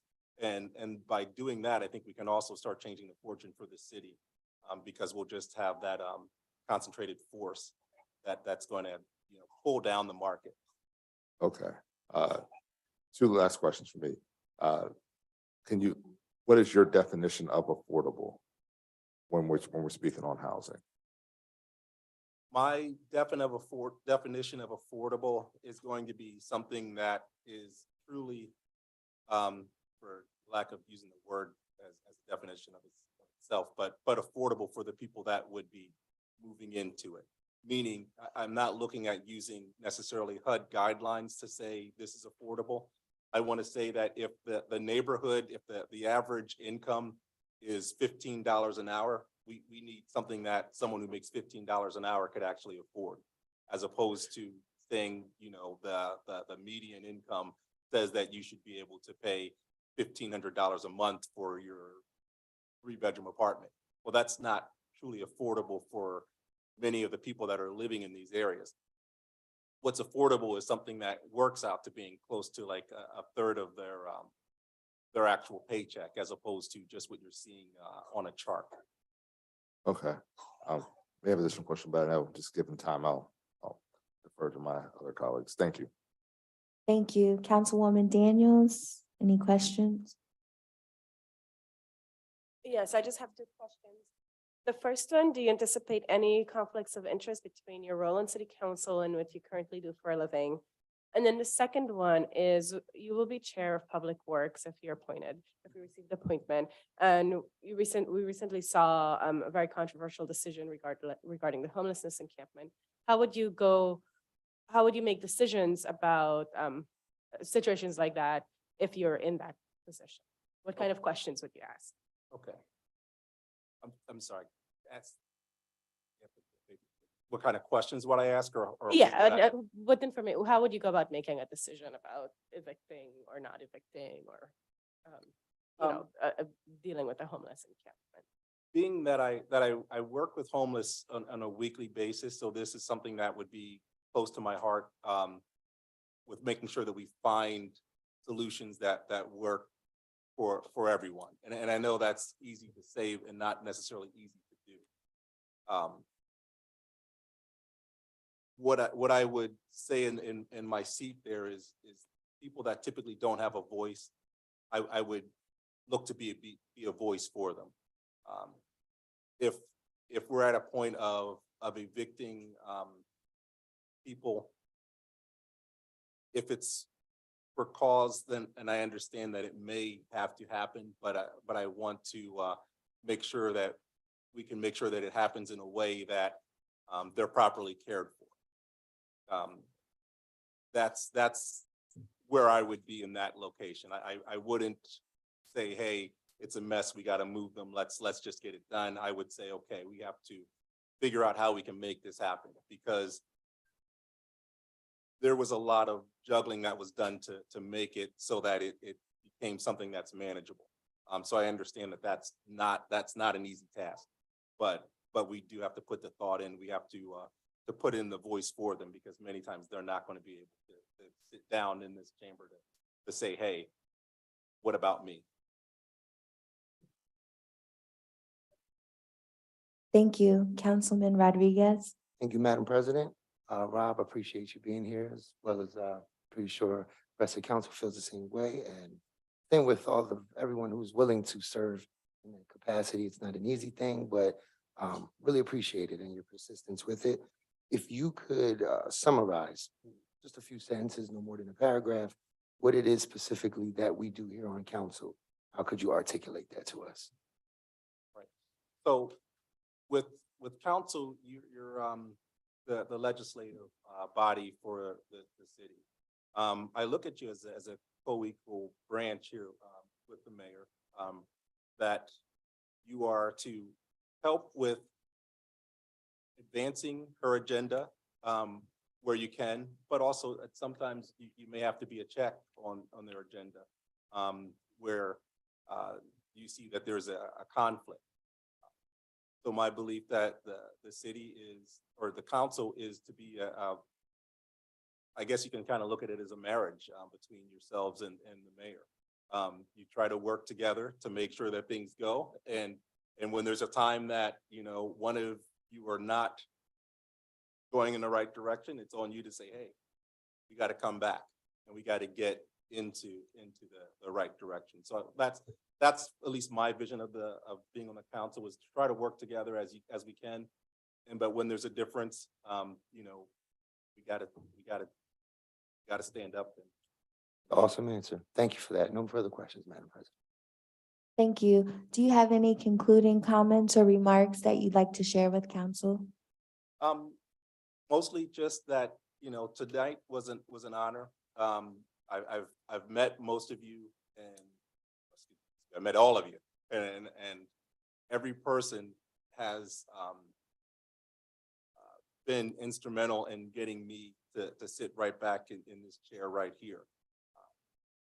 Watching you guys work, you seem to work well as a group, and if I'm selected, I'd be honored to sit in that chair there with you.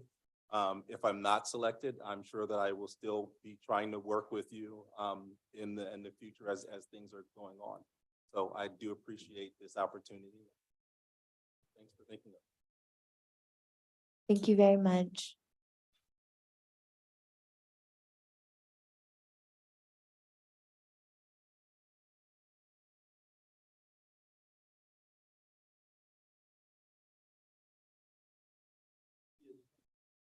Just for a moment, thank you. Okay, so in terms of process, nominations are requested again. Nominate one for the actual seat, that have a second. The way you've done it in the past, is you've allowed 3 rounds. And if no nominee gets 4 votes, the nominations are withdrawn and you start over nominating again, 3 more rounds. That's been the process you've used. It's not required, but that's what you have. Okay, thank you. I just wanted to be clear, council members, how we're moving forward.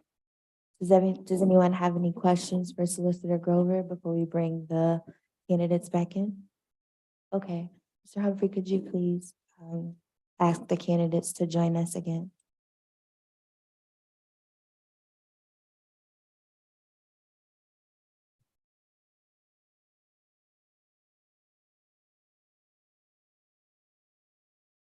Oh, you know what you did, which I guess we didn't do this time, is we actually pulled council members' names out of the hat to vote Oh, yeah, that was true.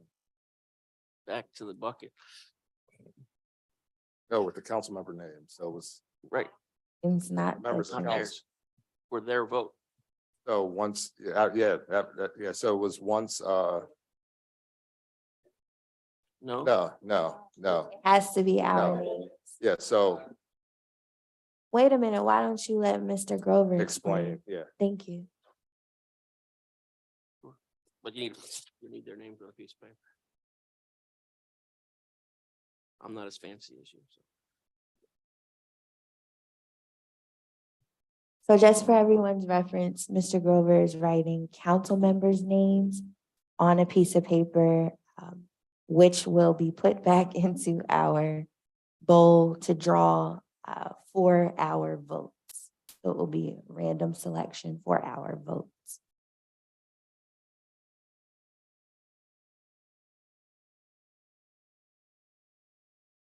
Yes, I was going to get him to explain that again before we begin.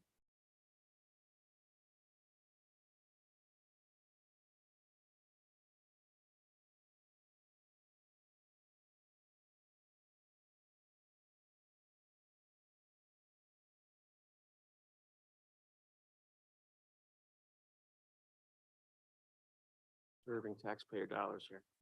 Yeah.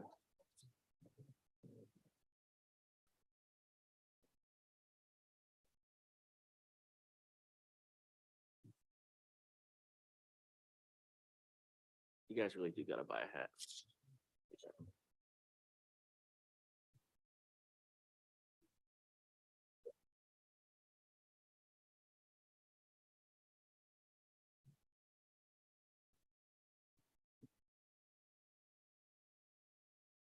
And you gotta tell me if you can read these, by the way.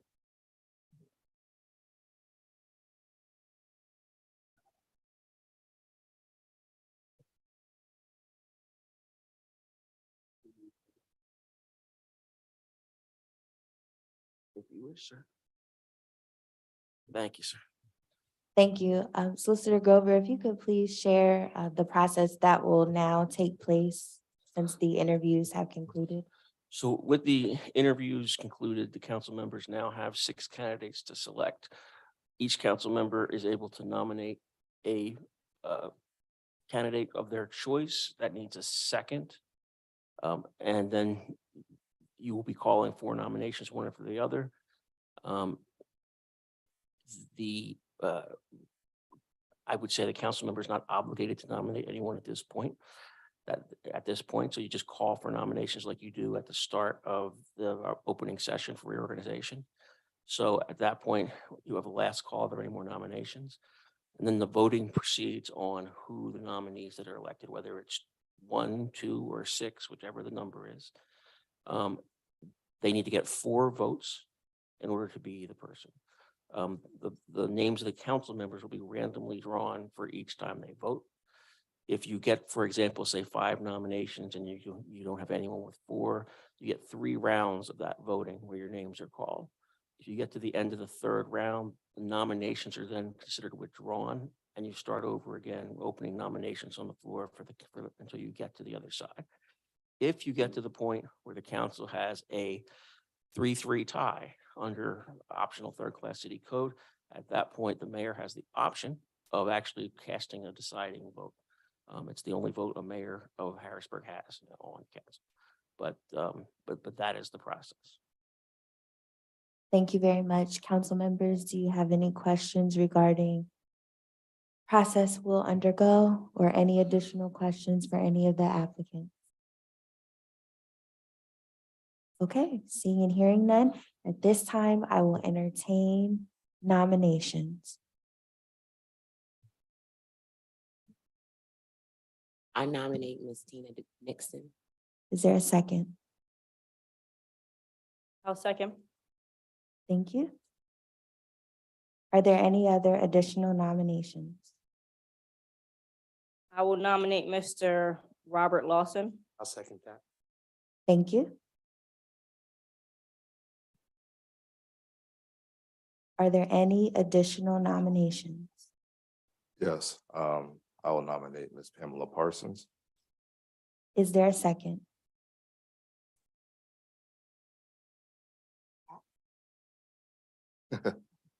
Are there any additional nominations? For council member, yes. Are there any additional nominations? I'd like to nominate James Murray. Second that. Thank you. Are there any additional nominations, council members? Final ask. Seeing and hearing none, we will move forward with the 4 candidates that were nominated. And just as a point of clarification, if you get through 3 rounds, there's no vote. I would say the other 2 nominees are not automatically eliminated. You know, but you have the right to bring them forward. Thank you for clarifying. So Truesdale, could you please call the vote? Yeah, so as far as the order goes, Tina Nixon would be the first one that we're voting on then, just point of clarification. No, you're calling them, not who do they vote for over those nominees. Right. Call the council member's name and they will share the candidate they're casting their vote for. Councilman Rodriguez, Robert Lawson.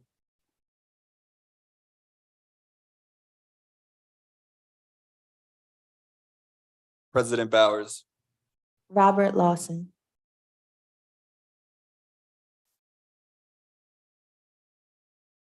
Councilwoman Rawls, Tina Nixon.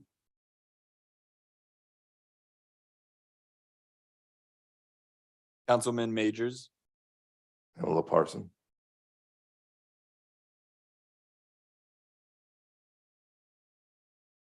Councilwoman Daniels,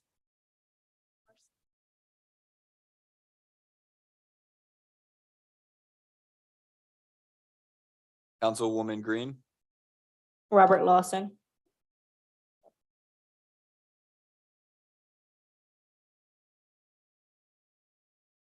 Having failed to obtain 4 votes, there would be a second round calling the members again.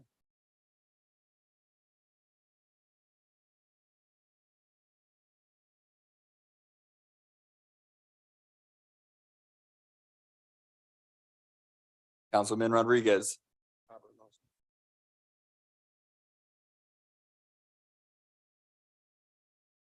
Councilwoman Daniels,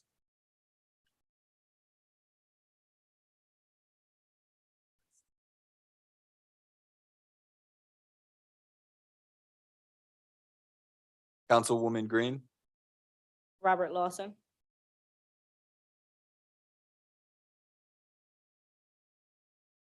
Councilman Majors, Parson.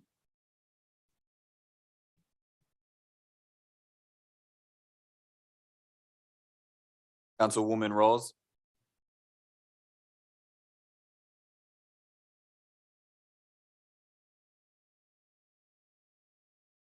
Tina Nixon.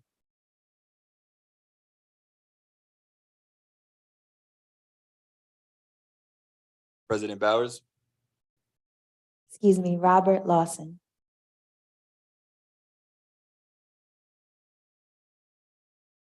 Having again failed to get 4 votes, the council members will be called again for a 3rd and final time on these nominations.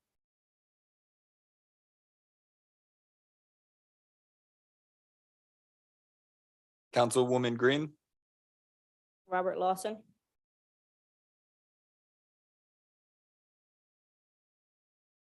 President Bowers, Robert Lawson,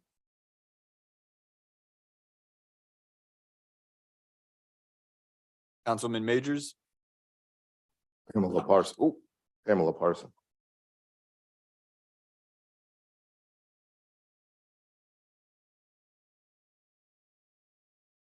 Councilman Rodriguez,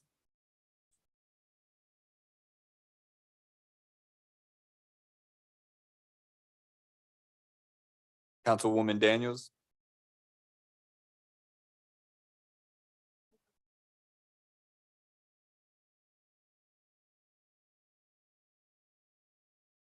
Councilwoman Rolls, Tina Nixon. the vote of 4 goes to Robert Lawson. Thank you very much.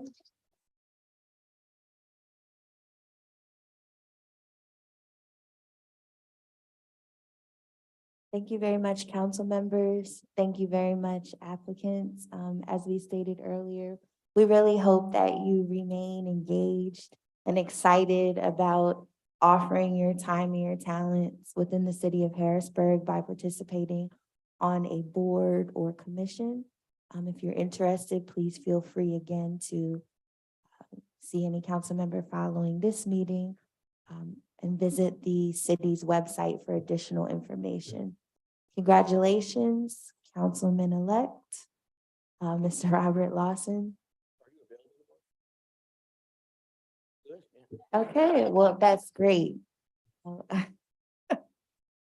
We do have a council meeting tomorrow, Wednesday, January 25th, 2023. It will be a legislative session beginning at 6 p.m. where Mr. Lawson will be officially sworn in and will join us for our meeting. Madam President? Yes. I just wanted to ask, there may be the threat of inclement weather. Would that affect anything tomorrow? I will defer to our solicitor. I know that the third class city code is very stringent with weather conditions. So Well, it really would just depend. If the mayor ends up having to close the building to the public, then the council meeting would have to be postponed. I mean, that's the simple reality of it. I would also note that, I know it's late, but you actually have a work session at 5:30. that's correct. And a legislative session following. We will discuss one bill and resolution during that work session that requires action. Thank you. And Mr. Lawson, there's some paperwork, not surprisingly, involved, so yes, yeah, the clerk will have that for you, but you need to execute that before you take the oath of office. Okay, well, the time is 9:33 p.m. Thank you all very much for your time and your patience this evening with some of our technical difficulties that are out of our control, but I will entertain a motion to adjourn. So moved. Is there a second? Thank you. We stand adjourned.